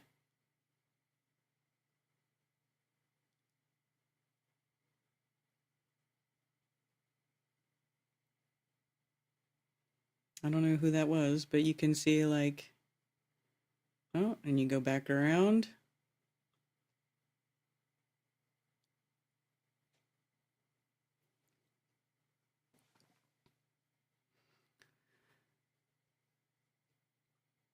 Curious if the invasion of the drones occurred in Antarctica as well. It's hilarious.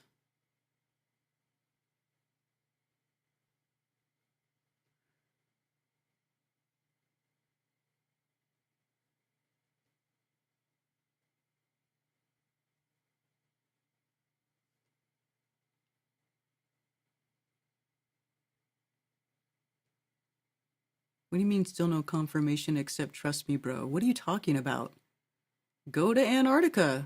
They did. You can go, fork up the cash, and go to Antarctica. I'm wondering if the 24-hour sun is limited to certain locations at certain times in Antarctica. There are years of videos with gaps each day. Not good. It is weird that all the videos before were kind of shady. But I've seen a lot of 24-hour Antarctic videos, and I've already watched some long before this where they were showing the 24-hour sun, and I was trying to look for edits or for them cutting off the end and sticking it to the beginning, and I didn't see that. So I can't even say for a fact that I haven't already seen legitimate 24-hour sun in Antarctica footage. Thank you for calling. You're on with Karen B. Hey, what's up, Karen? Hey.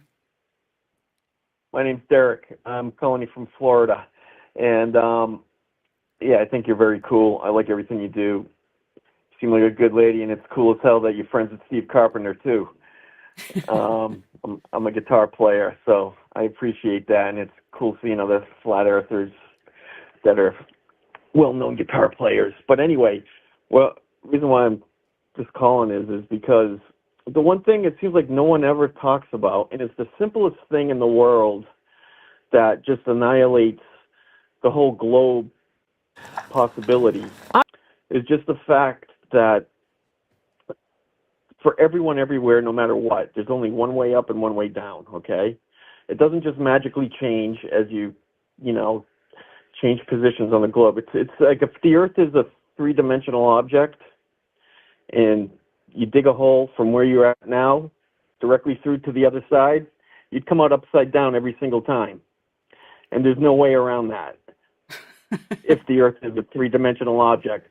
So the different realities of what direction up and down is can't exist simultaneously. You know what I'm saying? Yeah. That simple thing right there, there's no way around it. Like, all they can say is, well, gravity.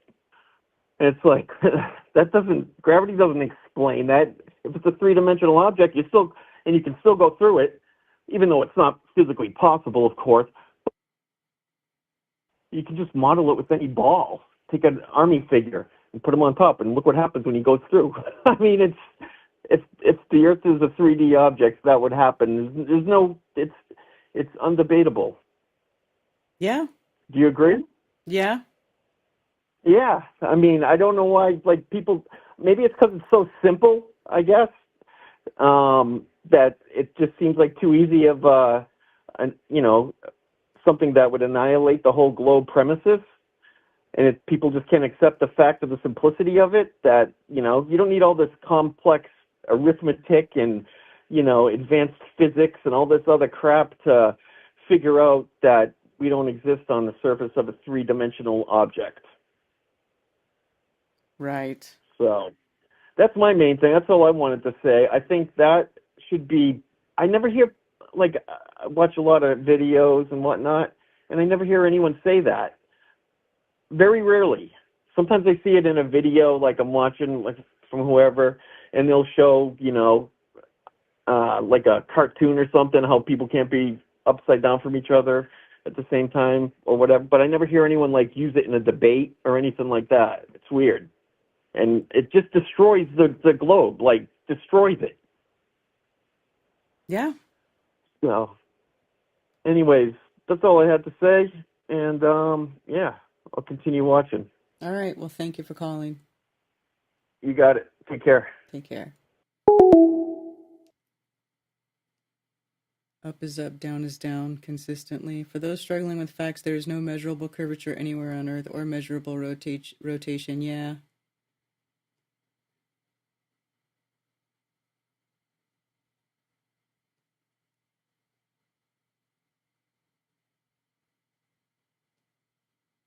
Yes.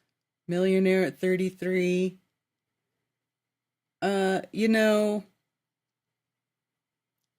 is it possible that the whole thing with Antarctica was like a long troll? They always knew there was a 24-hour sun and never gave us proper footage until they dragged us all up there and made fools of us. That video you were just playing, watch the other camera at the end, the sun's reflection on the camera. This one, the 24-hour one, here, I'll play it again. Let's see. Let me slow it down. I'm going to slow it down. Hold on. Where's the speed? There it is. I'll slow it down. 25%.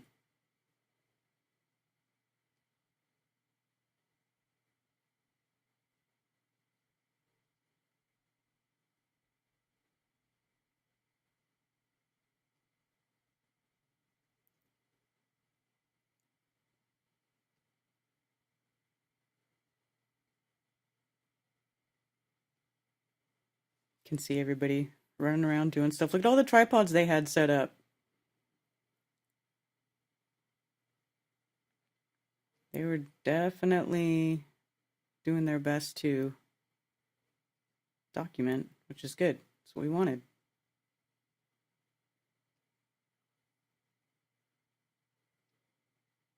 I just saw that Lizbeth chicken over here. It's funny in this, when you slow down this time lapse, you can see people come in and out, and you're like, oh, there's so-and-so.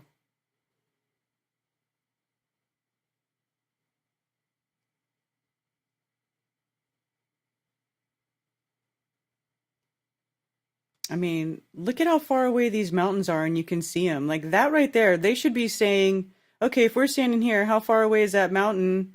And you could see it all. Like, I'm hoping that Austin and Jiren did some of that, did try to do some long distance photography and talk about how far away they were from these things.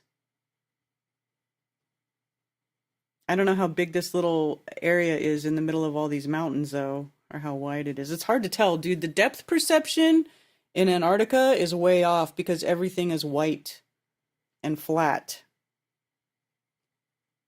It's just weird.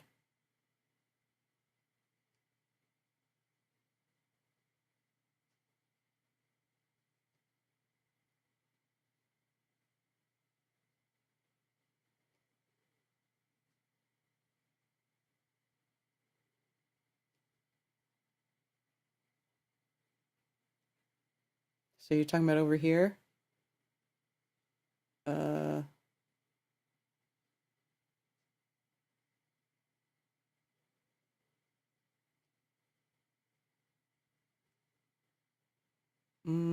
Okay, what am I looking for?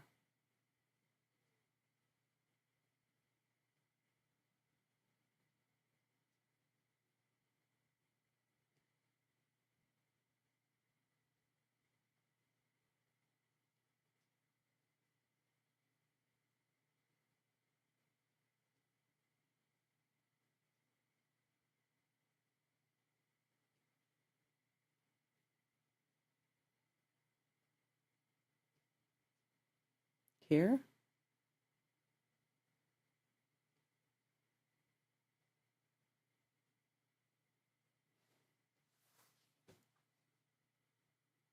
People are saying it's fake because of that. Oh my God. Right here, because the sun was shining on the side of the camera. That's ridiculous.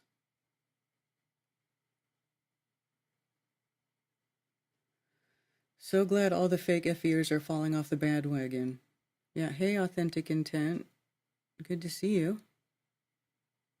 Why no P900 shots of the mountain? They did bring P900s. They had infrared cameras, but we have not looked. Great point. Oh, what did I say that was a great point?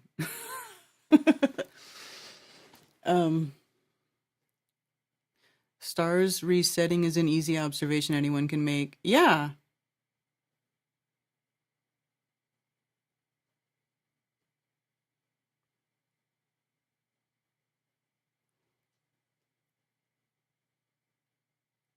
What do you mean a long shadow of the mountain? Because they're, what do you mean? It's sent you a short video showing hot and cold thing with parts I was talking about. Perception in an overall sense is weird. Perhaps having different perceptions of perspective is what makes us unique human individuals. Yeah. You know what's funny is I was thinking about this whole thing with the sun. Dude, this place is magical. It's magical because no matter where you stand in this realm, the sun is going around you. No matter where you are, the sun goes around you. And if you get to the very outer edge, the creator makes it so the sun will still go around you. You're not getting very far, but the sun's going around you. You can go to the center and the sun will go around you. You can stand anywhere on earth and the sun is going around you in some shape, in some way or fashion, right? There's different views, but it's still going around you no matter where you go, dude. That's magical. That is magical. The sun revolves around me.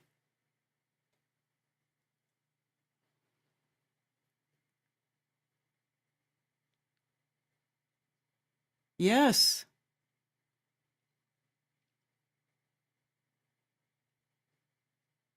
Magic Kingdom, right, NDB? I don't think there's anything funny going on with this because I trust Jiren and Austin, to be honest, so I don't question if this happened down there. I trust them too. I really do. And that's what the Bible says too, Karen. Does it? It's true.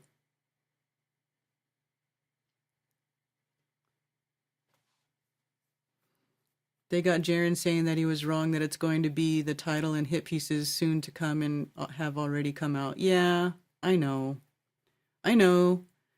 Jiren is going to take a lot of heat because he was outwardly saying that there was no sun in Antarctica. And I remember hearing him say that, and I was like, Jiren, I wouldn't say that if I was you. But he did. You know what? And he put his ass on the line. He put his reputation on the line. You know, he really did. He stuck his neck out. He made a claim. He went down there with a bunch of people to see if it was true or not.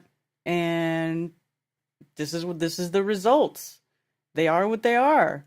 There's no crying about it. There's no crying in truth. Truth doesn't care about your feelings, man. The truth does not care about your feelings. It doesn't care what you believe. It does not care. Sun is magical. You know what else made me think about it too, Spicy Sarah? It wasn't the smartest statement ever, right? It wasn't. Yes, Gregory, Jiren is still a good dude. Well, Jiren was calling their bluff. Good for him for sticking to what he said, sticking to his guns, and going forward with it. He didn't puss out. He did not puss out. You got to give it to him for that. Jiren did not puss out.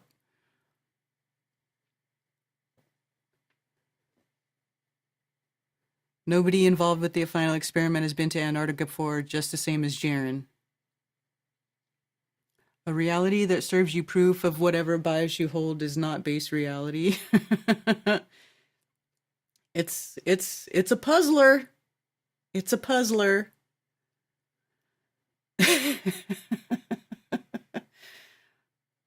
Karen B, we're all neocentrists. The sun revolves around us all. We're all we're Neo. Hey, you know what I used to say, Josh? for a while there, I would be like, man, everything that we see about the sun, you know, like whenever we were doing sun observations, right? Early days when with Antonio Subarats and all that, and we were doing the 24-hour solar noon sun observations, right?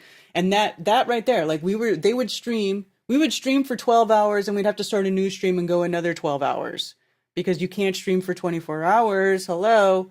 So back then, we would have 2 12-hour streams and everybody would be coming in and giving their sun angle. We had the protractor. We taught everybody how to measure the angle of the sun, how to align all their stuff to north versus, you know, true north versus magnetic north and magnetic declination and how to take measurements and right? And we did all that. And then where was I going with that? Right? And, you know, I don't agree with a lot of stuff that Antonio said or did, but he did say, show us your sun because, you know, and that's a true statement. Everybody sees their sun. You can only see the sun from your perspective, from your personal perspective. It's always from your, like anytime that you're talking about, like when we're talking about eclipses and stuff, you have to have time, date, and location. Time, date, and location, all very important. Location, because how you see the sun depends on your location, or it's observer based. So after that for a while and seeing how weird things were with the sun and, you know, the sun angles not really matching properly to the AE map. This is also not a new thing. People have complained about this for a long time. So that sort of made me I kind of already resolved to the possibility that everybody sees their own version of the sun. It's based on your location. And no matter where you are in the realm, the sun goes around you. That's it. You all see your own sun. So like this video that's going around with the guy with the word salad and the ultramagnetic and reflecting and that people get frustrated when they watch. That's what that guy basically is saying. We all see our own sun and it's always going around you. That's basically the gist of it. How it works, nobody knows. The earth measures flat. We know that. Let me see if I can find, I think Shane St. Pierre had shared this video. Let's see. Not that one.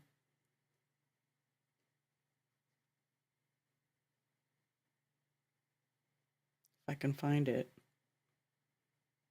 This one. Answer to how can there be a 24-hour sun in Antarctica on flat Earth has to start with what is the sun, right? I think many of us don't believe it's a hunk of rock rotating around the flat plane. I think the answer to this also relies in its nature and its personalized nature. I think you have to concede to the personalized nature of the sun to be able to understand and explain some of the effects. So if it's not a physical object rotating around, right, corpuscular ray exists only to your eye. If you're standing with your friend on a beach or a pond or a lake and the sun's, above you, then you'll see the ray of the sun. You'll see a reflection of the sunbeam mirroring down from the sun to your feet, and your friend won't see it go to your feet. He'll see it go to his feet, and everyone sees this personalized view of the sun. So I think the explanation relies in the personalized nature of the sun and the conception of it not as a physical body. So I'm going to let our buddy Corpus explain the rest of it from here. Its manifestation can occur simultaneously in all directions along the Antarctic ice wall perimeter. The sun is not a tangible physical object, but rather... Now, for the record, this guy talks about it coming from the black hole sun. I don't know about all that. Okay, a lot of people like to talk about a black hole sun or it's coming from the center. I don't know. That part I don't really jive with. It's an optical conical focal point source of electromagnetic radiation. The sun that we see in the sky is a hologrammatic projection of the true black hole sun that is emanating from the central vortex. See, I don't buy that part. That's Cosmic speculation. Invisible electromagnetic energy originates from the central vortex, interacting with the inner boundary of the toroidal field. And upon contact, a prismatic conical refraction of this energy takes place, resulting in the bifurcation of positive and negative polarities that manifests into the sun and the moon. This perspective presents the sun as an apparent phenomenon rather than a physical object. So as this cosmic energy from the black sun encounters the dome where Polaris is, it is refracted back to the respective focal points. Yeah, see, I don't know about all this. It's easier just to say everybody sees their own sun. The sun always goes around you. And it's used for navigation, signs and seasons, and appointed times. See you later, effed up world.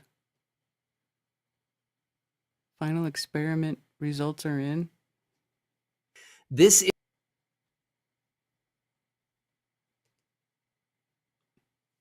Wait. Did he pre-record a winning video? Because he couldn't have done this 2 days ago in Antarctica.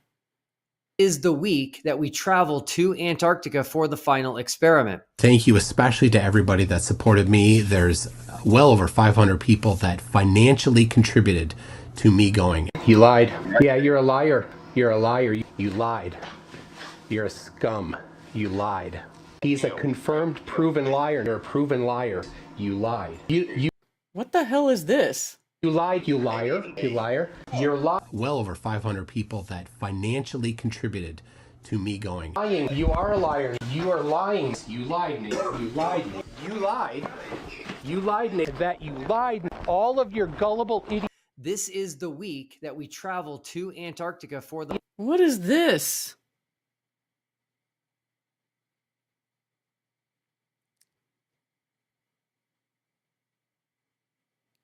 We do not all see the same sun. But solar panels still charge when I'm not there. I can't say that in a serious way. Wait, what?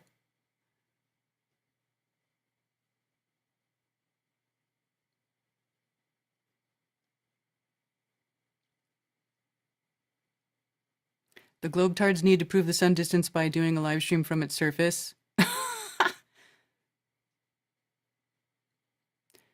Jiren has just come out from the beginning and said, let's go and just see what we see, but we still know it's flat like everyone else. No one would be attacking him. Notice how nobody is saying. Jake Gibson did this first. Did what first? As if I say that I have my own sun and stars, I have lost my marbles. Well, you see your own version of the sun. It's like the observer. Here's another, I was going to get into this. I watched a video not that long ago. It's called Light is Weird. And it really made me think about how misunderstood light is. And of course, our biggest source of light, the sun, is no less of a mystery. And it was talking about the double slit experiment. You guys remember the double slit experiment and how they were trying to figure out if light's a particle or a wave, and if they shone the light through one slit, it does one thing, or through both, it does another.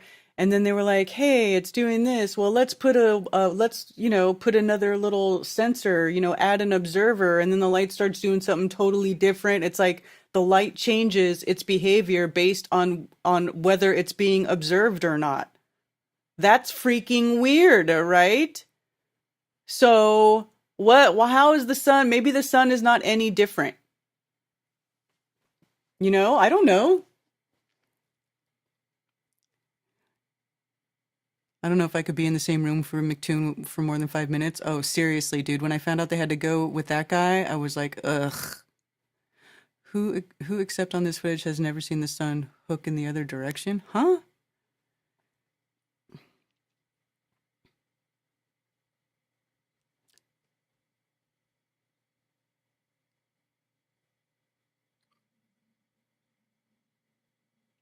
McToon owes a big thank you to Nathan Oakley. McToon is a child. Yeah, he sucks. Hey, Chicago artist. I wish they would just get their ass to Mars. That is one of those intentional, confusing frustrations dumped on folks, like the highway system and folks being required to be at the same place at the same time.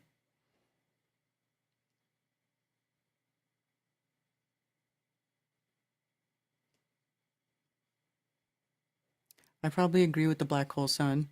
Weirdly, Muspelheim came from the south, and because of where we sit in the Vesica, it looks up.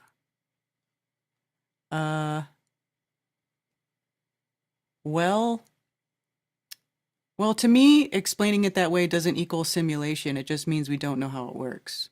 but I could see why people think it's a simulation. After this, I can see why people think that. I probably, well, so the black hole sun, you probably agree with it. Well, I'm not opposed to it. It just doesn't really resonate with me.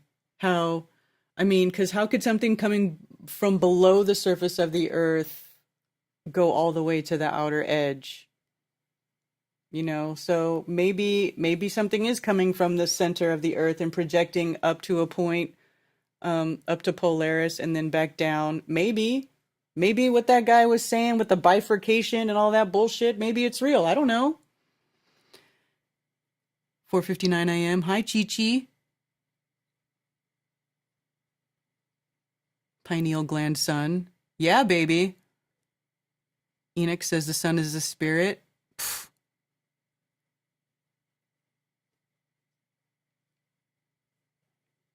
Up and out. There's no way an observer can affect the pattern of light movement in an objective reality that's a sim proof. Well, I don't know, because light does weird things. Watch a video called Light is Weird. Just the fact that you can change what light does by observing it is weird. It means we don't know shit. Is weird. The black hole sun is not below, it's above in the vortex in those modeling. Well, I don't know. I know that when Steve Torrance, do you guys remember Steve Torrance? It's his channel's called Flat Earth Steve now, I think.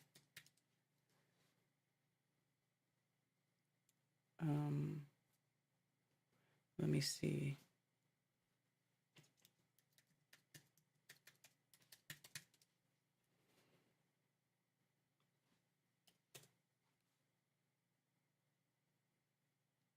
Oh, come on. Why isn't it showing up?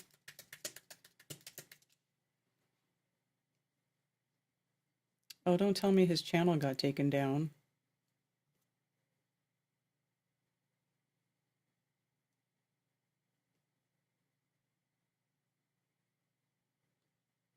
No.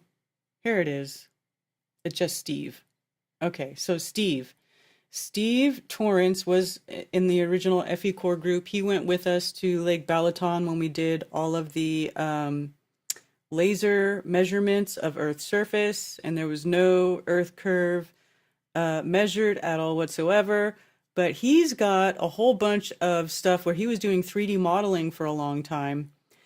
And he talks about how, and I don't know if there's a video on his channel that talks about it, and I'm sorry, I can't remember exactly where I remember hearing him say this, but he said that when he was modeling the eclipses on a flat Earth, to make the eclipses work, there had to be a dark object in the very center of the Earth.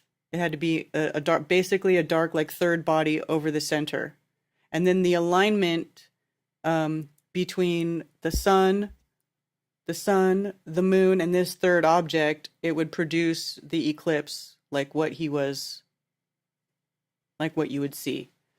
And it kind of makes sense, especially if you talk about, if you ever listen to Globebusters and you listen to Cammie talk about polarization, and where's the little polarizing cards? Here they are. So let me see if I can do this for you guys right now. A little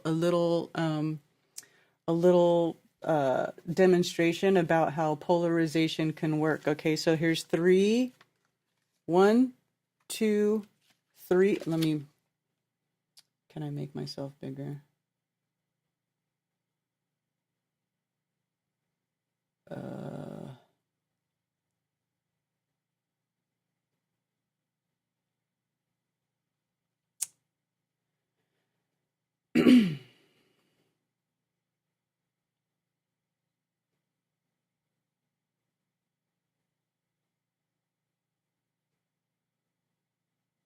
All right, here.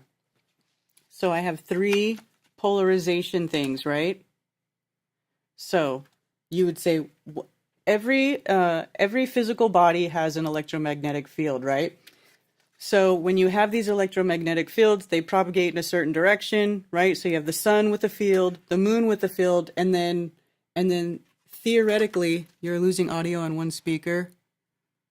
Yeah, that's because I have my stereo set up and it's always in stereo. And if I lean over here and I talk, then it's in this side. And if I lean over here and talk, it's in that side. And I'm sorry. And sometimes it gets weird.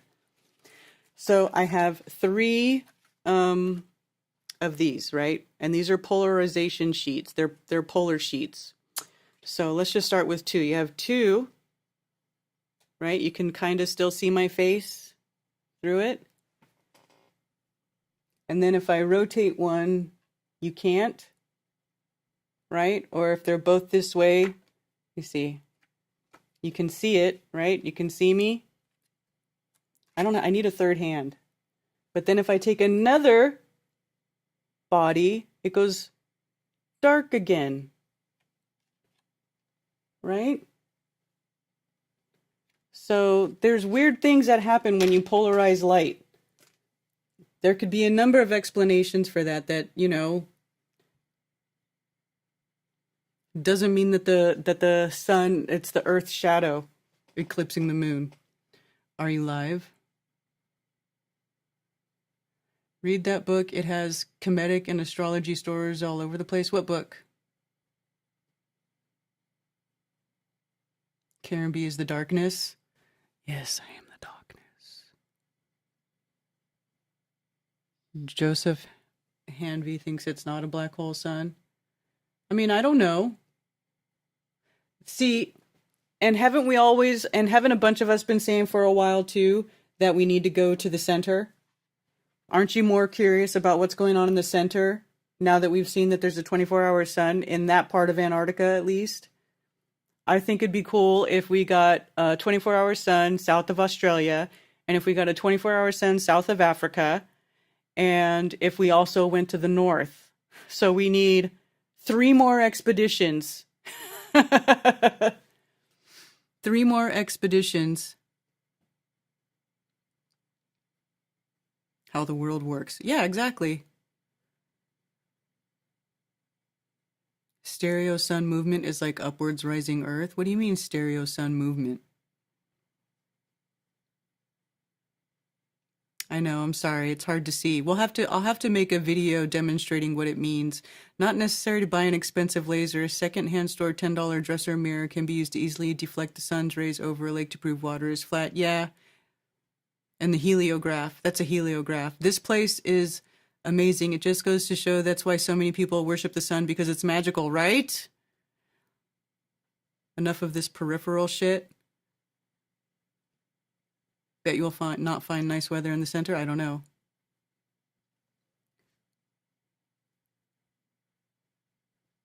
Cold and boring. A flight across Antarctica would be perfect for everyone.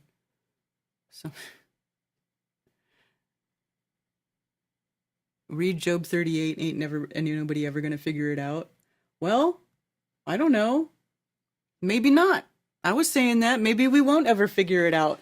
But I know that we can take direct measurements of Earth's surface and do lots of long-distance observations that do not match us being on the surface of a globe, the size and shape and circumference that they say it is. And I don't care how many suns they see. It just doesn't make the Earth a ball.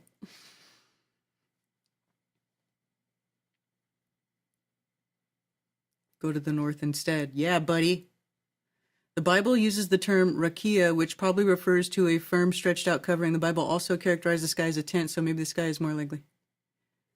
Yeah. Oh, and then there was something else I wanted to see. I think I saw somebody saying that we should see different stars in the winter than we do in the summer. We do. That's why the constellation changed. Like the most notable one is Orion. Orion, so here. Just take a look at the Orion constellation and just watch how it goes. So Orion is a prominent set of stars visible during winter in the northern celestial hemisphere, right? So right now we're seeing Orion. In the summertime, you won't see Orion because it's part of the equatorial stars. So in the equatorial stars, It changes throughout the year. It shifts by 1 degree. The star field shifts by 1 degree, and then it resets at the end of the year. But the seasons, the stars do change. It's the same thing of why the swastika, the Big Dipper, going around the North Star, right? So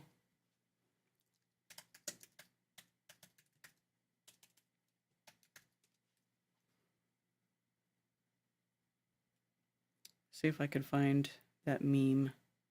Here, this one. Right? So at nighttime from the north in the winter, so we're in the winter, so right now at nighttime you'll see the Big Dipper right here to the right, or facing or on the east side of the North Star. So and then in spring it will be right here on top, and then the summer it will be here on the west side. And this is the star field shifting throughout the seasons, and then it all resets again. This is why a lot of people say that the stars, I think that's proof that we live on a stationary Earth and we're not hurtling through space, because over years and years and years and thousands of years and millions upon trillions and billions of miles, well, our perspective of the sky should have changed. There's no stellar parallax. This is one of the number one reasons. This is one thing about the sky that should show everybody that we're not a ball in space, right? Of course, then they just tell you that the stars are all so very far away. That's why they don't change position and they have they don't have any parallax, because they're just so far away. Well, then why can we see them? It's kind of ridiculous. But these are the circular arguments that we have been having for years, right? So anyway, it is what it is. The Rakia is the Milky Way.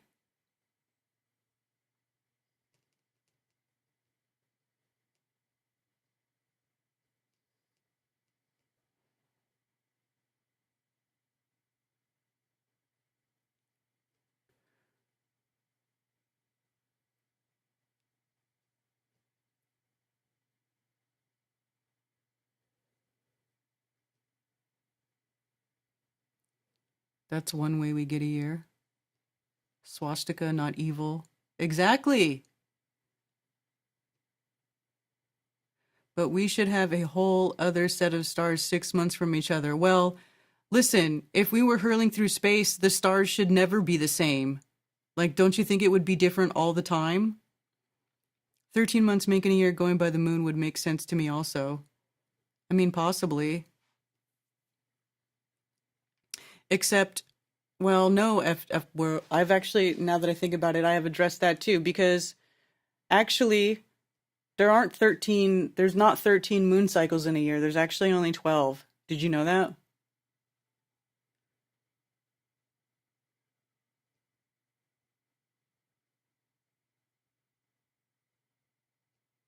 I have a minimal understanding of this simulation, therefore I cannot possibly explain certain aspects of this realm, nor can anyone else. Hey, listen. No, everybody who tries to explain it is mostly making shit up. They're just guessing. Some of the guesses are more educated than others, and some are not. But listen, we can see too far. Water is level.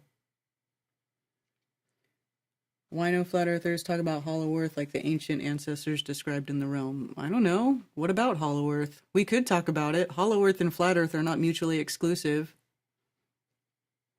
Like an ant that sees an airplane, they will never understand. Stars should be scrambled every night. Well, the mainstream hit pieces, articles with Jiren's face saying we're wrong, kind of shipped right over that. Well, listen, Jiren's the one who's going to take all the crap. Let Jiren take all the crap. Look at Jiren is such a good guy. He's going to take all that shit for us. Let him take it. Just let Jiren take it, and we can just worry about the rest in the background. How about that? How about that? Let Jiren and Austin take all the crap. They're tough. They can handle it. And then we'll just keep going on about our business. That's it.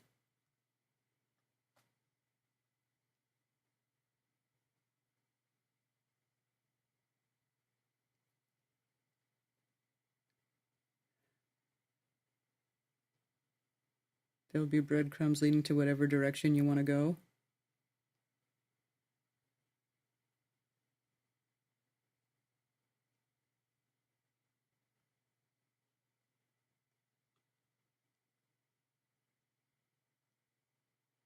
You think you had enough after Behind the Curve? I know. I know, but you know what? This time they made them sign contracts that they can't produce anything with their image, blah blah blah. You know, there was a whole contract thing that they had to sign. It wasn't even Jaren's contract or Witzett's contract or the Globies contract. It was a contract with the company Antarctica Logistics and Expeditions, and they made everybody sign a contract that each person was not going to be recording the other people in the group, right? So they set it up so that everybody can maintain their privacy if they want. Everybody had to sign it. So any video that Austin and Jaren are on, as far as the Globe videos channels, like they had to agree to it first.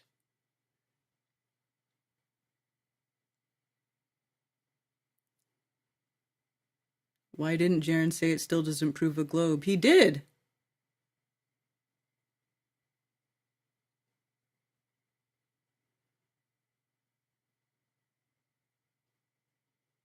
Many here seem to disregard what is coming down the pipe. What's coming down the pipe? Are you a fortune teller? Do you know what's going to happen? Because I don't.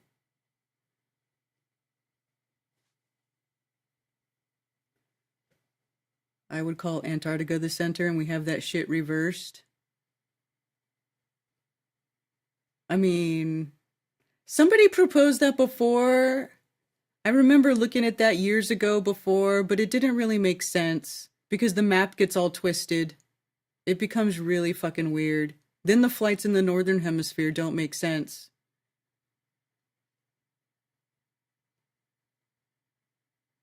Globy sites are blowing up, yeah. Yeah, but they changed their motives partway through the shooting of Behind the Curve. Mark Sargent always tells the story about how they were at the very first conference, right? Remember Raleigh 2017? And it was like when they were doing something during the conference, like Q&A or something, and a 12-year-old kid came onto the mic, and that's when the producers of the documentary freaked out. They were like, "Oh my God, they're telling children the earth is flat. We better do something." And then they changed their tune after everybody had signed contracts, and then they made a hit piece when they swore up and down that they weren't going to do that. They were going to represent them fairly. Those people did us dirty. And I don't think people, take that into consideration. They always want to blame Jaren, like it's Jaren's fault or Mark Sargent's fault, the way that movie came out, but it's not. It was those people who made that movie. They were dishonest. They changed their tune. They freaked out. They were wrong. They did something shitty. Not our people. We were just trying to do what we always do. Look for truth. Hey, Ryan Q. Vincent. Yes, I see you around. It's good to see you. Thank you for always being here and being cool.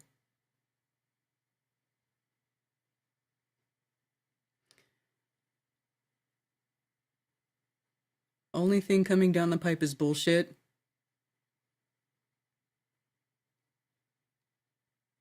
Literally spent days living with Evirs to film them and then turned like villains after they got what they wanted. That's true. I don't know if Patricia's still around, but Patricia, they remember them. I remember watching Patricia's streams, and they were like, dude was like in the background with his camera recording. I was like, wow, this is crazy. They're like doing a documentary, and I thought it was going to be really cool, and it turned out to be a big pile of dump. But none of us agreed to that. I mean, I wasn't in it. None of them agreed to it, from what they tell me. Now, do they have a reason to lie about that? I don't think so. I mean, it all makes sense to me. Everyone's jumping to conclusions too fast. Exactly. Let's let our guys get home. Let them digest everything. Let them sift through all their video and data and stuff that they did. I bet you they got stuff that's really cool that we have not even seen or heard about yet.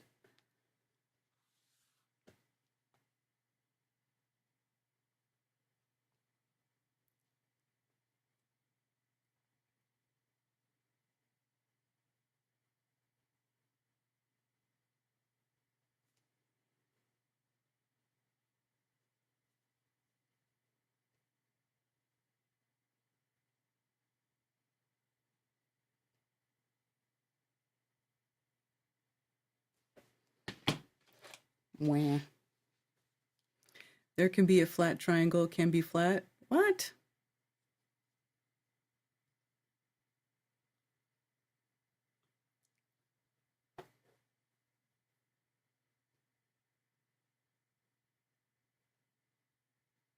Great first show together yesterday on BST. Hey, is Tony Coriolis doing BST now with you? No Despair Bear?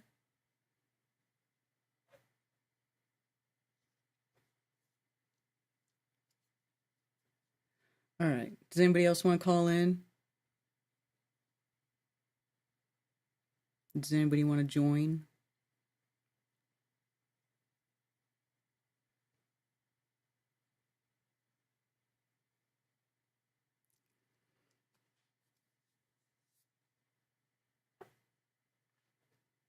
Oh, the cave systems are crazy.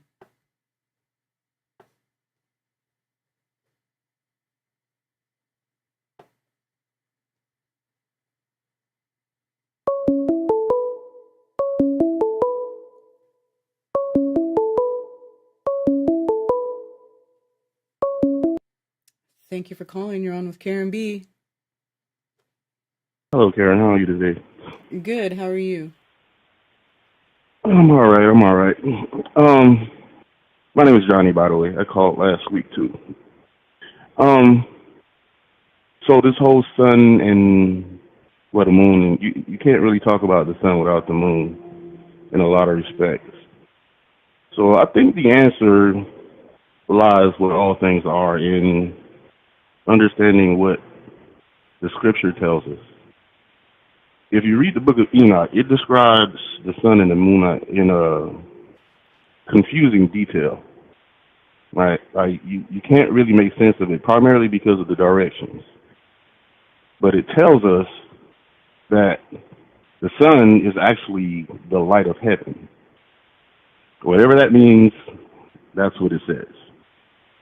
So the sun itself is like, it encompasses the light of heaven. The moon is also the light of heaven, but it's 1/7 the amount of light that the sun emits. And it primarily describes, again, a confusing amount of detail, that they go through portals. I don't have my book of Enoch with me here. I haven't had it for a while. I'm trying to rebuild my life. But I remember the sun itself, it has 12 gates, 12 portals that it goes through. However that equates to how we perceive light, it goes into, like I said, a large amount of detail in how that actually works. But I'm wondering if you're familiar with the lunar wave. Mm-hmm. Correct? Mm-hmm. I'm wondering if that's what that is, if that makes any sense. If Like the moon going through one of the portals in the heaven? Oh, is that causing the lunar wave? I don't know. if that's actually the moon going through one of those portals, and you can like perceive it if you're in the right place at the right time. Well, okay, you're looking at it. You see all that? It tells you a disturbing amount of detail about exactly how the sun and the moon later on move. Now, the reason why I've never really been able to make sense of it is because of the directions. Like, it referred to us while we're here in this plane, we perceive directions in a circle, except for, I guess you could say the north and the south, right? Because the north is a stationary point at the center of our realm, and the south is the outward edges, whereas east and west would be basically a circle. Mm-hmm. It describes like this is a primary direction in everything that it refers to, like where rain comes from, where winds come from. It says north and south. So, and follow me here, because I'm wondering if the Creator himself has cardinal directions that don't apply to us. For instance, there's many times in Scripture where they describe the throne. And in one in particular, it says there's a great sea in front of him. Now, if that is the earth and where he's sitting is the north, because in the book of Isaiah, it says one of the things Hashatan wanted to do, whose name is not Lucifer, by the way, but he wanted to ascend the size of the north and be like the Most High. What if where he is sitting, from his perspective, that's the north, and then, you would have east, on his right or his left, and then the south being the furthest away from him, but he's looking at this whole thing, and that's how Enoch saw it.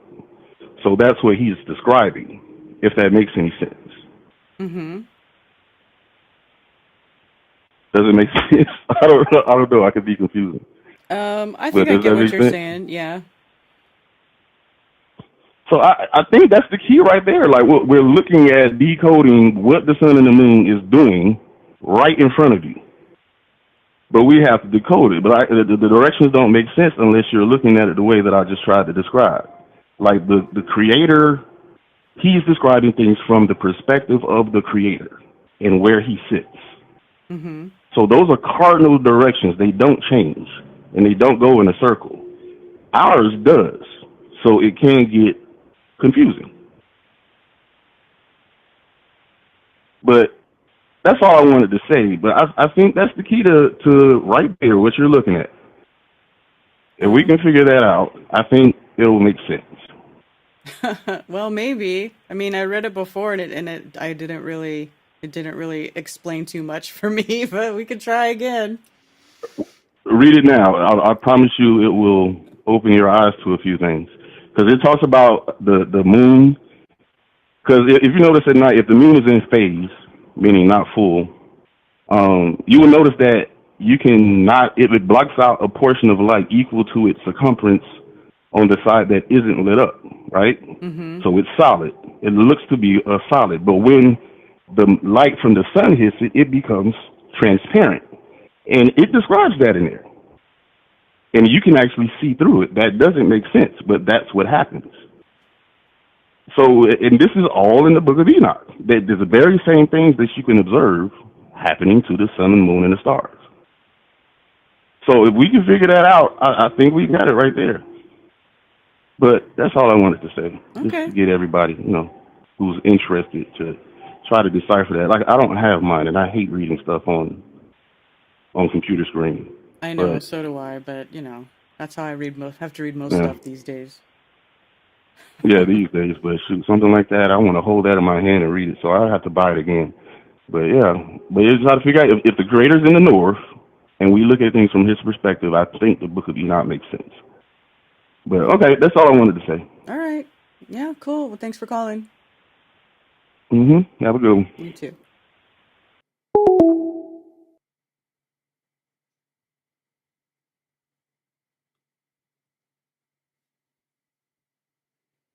I'm going to screenshot this.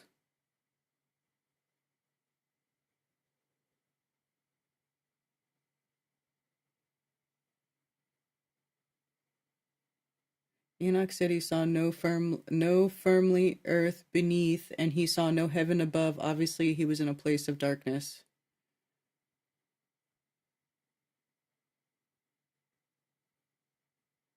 Can we stick to actual science and not the Bible? Most will not believe the Bible when it comes to cosmology. Well, some of the stuff that the Bible describes isn't written in scientific language, but it matches reality scientifically. That's the crazy thing about the Bible. So when I look there, I'm not looking for answers. I don't believe it no matter what it says, but it is possible to get clues from Scripture because, you just have to be thinking about it in that time frame of when it was written.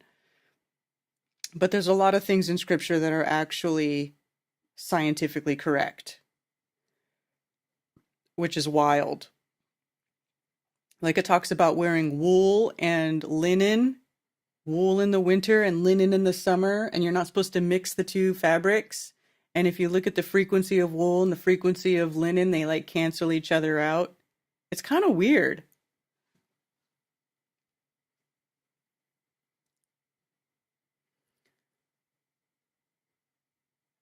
I read so much online that I just ordered blue light blocking glasses from Amazon. I have some and I always forget to put them on.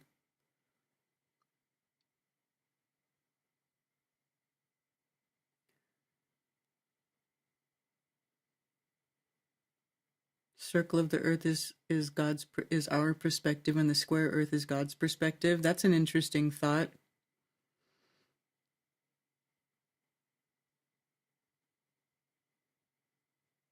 Whatever, KJV, you're a silly dude.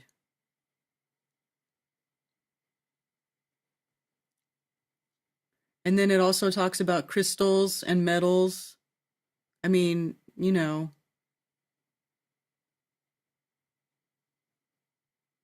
So anyway, it is interesting. The book of the courses of the luminaries of heaven, the relations of each according to their classes, their dominion, and their seasons, according to their names, places of origin, and according to their months, which Uriel told the holy angel who was with me, who is their guide, showed me. He showed me all their laws exactly as they are, and how it is with regard to all the years of the world and unto eternity, till the new creation is accomplished, which dureth till the new creation is accomplished, which dureth till eternity. And this is the first law of the luminaries. The luminary, the sun, has its rising in the eastern portals of the heaven and a setting in the western portals of the heaven. And I saw 6 portals in which the sun rises and 6 portals in which the sun sets, and the moon rises and sets in these portals, and the leaders of the stars and those whom they lead, 6 in the east and 6 in the west, and all following each other in accurately corresponding order, also many windows to the right and left of those portals. And first there goes forth the great luminary named the sun, and his circumference is like the circumference of the heaven, and he is quite filled with illuminating and heating fire. The chariot on which he ascends, the wind drives, and the sun goes down from the heaven and returns through the north in order to reach the east. So it is guided that he comes to the appropriate portal and shines in the face of the heaven. In this way he rises in the first month on the great portal, which is the 4th, those 6 portals in the cast, and in that 4th portal from which the sun rises in the first month are 12 window openings from which proceed a flame when they are opened in their season. Okay, come on, you guys, this doesn't explain, this is not helping. You guys really, that doesn't help me.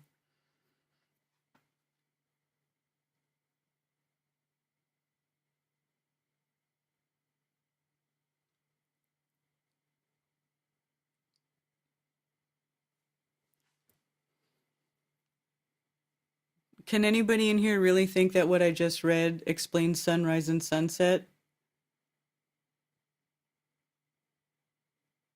When the sun rises in heaven, he comes forth through that 4th portal 30 mornings in succession, and sets accurately in the 4th portal in the west of the heaven. And during this period, the day becomes daily longer and the night nightly shorter to the 30th morning. On that day, the day is longer than the night by a 9th part, and the day amounts exactly to 10 parts and the night to 8 parts. So this is talking about, so different portals are in different positions over the face of the earth is what I'm getting off of this. And then it makes the day go longer or shorter. And the sun rises from that 4th portal and sets on the 4th and returns to the 5th portal of the east 30 mornings and rises from it and sets in the 5th portal and sets in the 4th. And then the day becomes longer by 2 parts and amounts to 11 parts, and the night becomes shorter and amounts to 7 parts, and it returns to the east and enters into the 6th portal, and rises and sets in the 6th portal, 1 and 30 mornings on account of its sign. On that day, the day becomes longer than the night, and the day becomes double the night. And the day becomes 12 parts.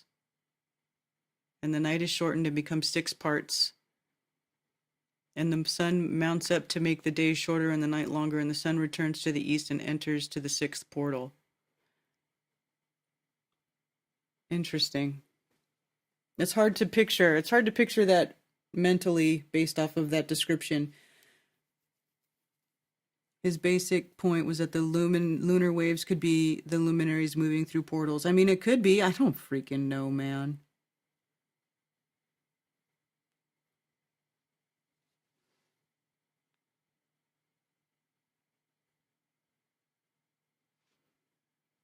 Says at the end of the chapter that neither the sun or the moon action down. They are simply perspective.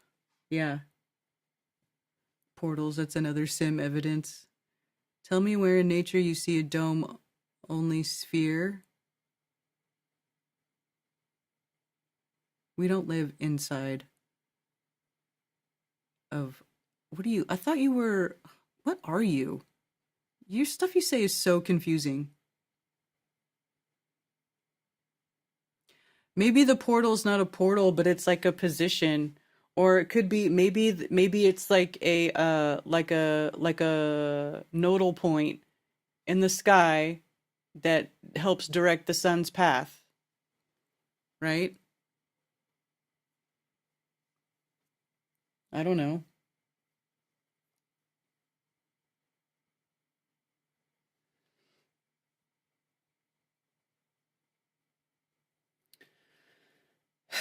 All right. Are we ready to wrap it up? It's been almost 3 hours.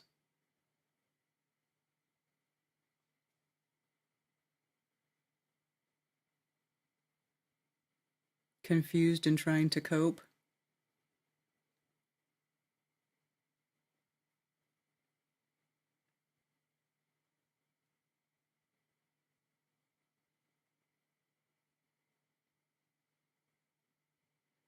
Who chose the words cope and final? Well, I already explained the title of my stream is a little clickbaity. I was just poking fun at everybody losing their mind. I can't cope. Is this the right place? That's hilarious. Put a bow on this biatch, right? All right. Yeah, you guys. Okay. Thanks for coming. You know, we'll talk about this more. We'll talk about it, I'm sure, on Coffee Talk and Globebuster shows in the future.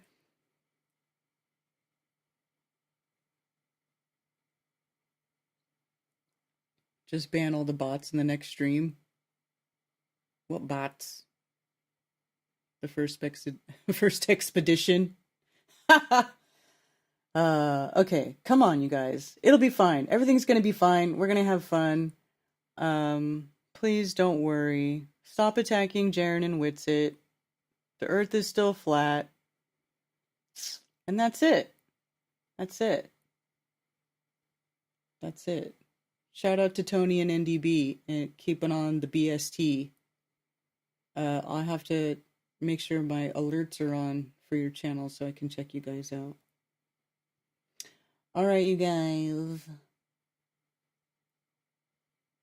All right. Peace. Love, peace.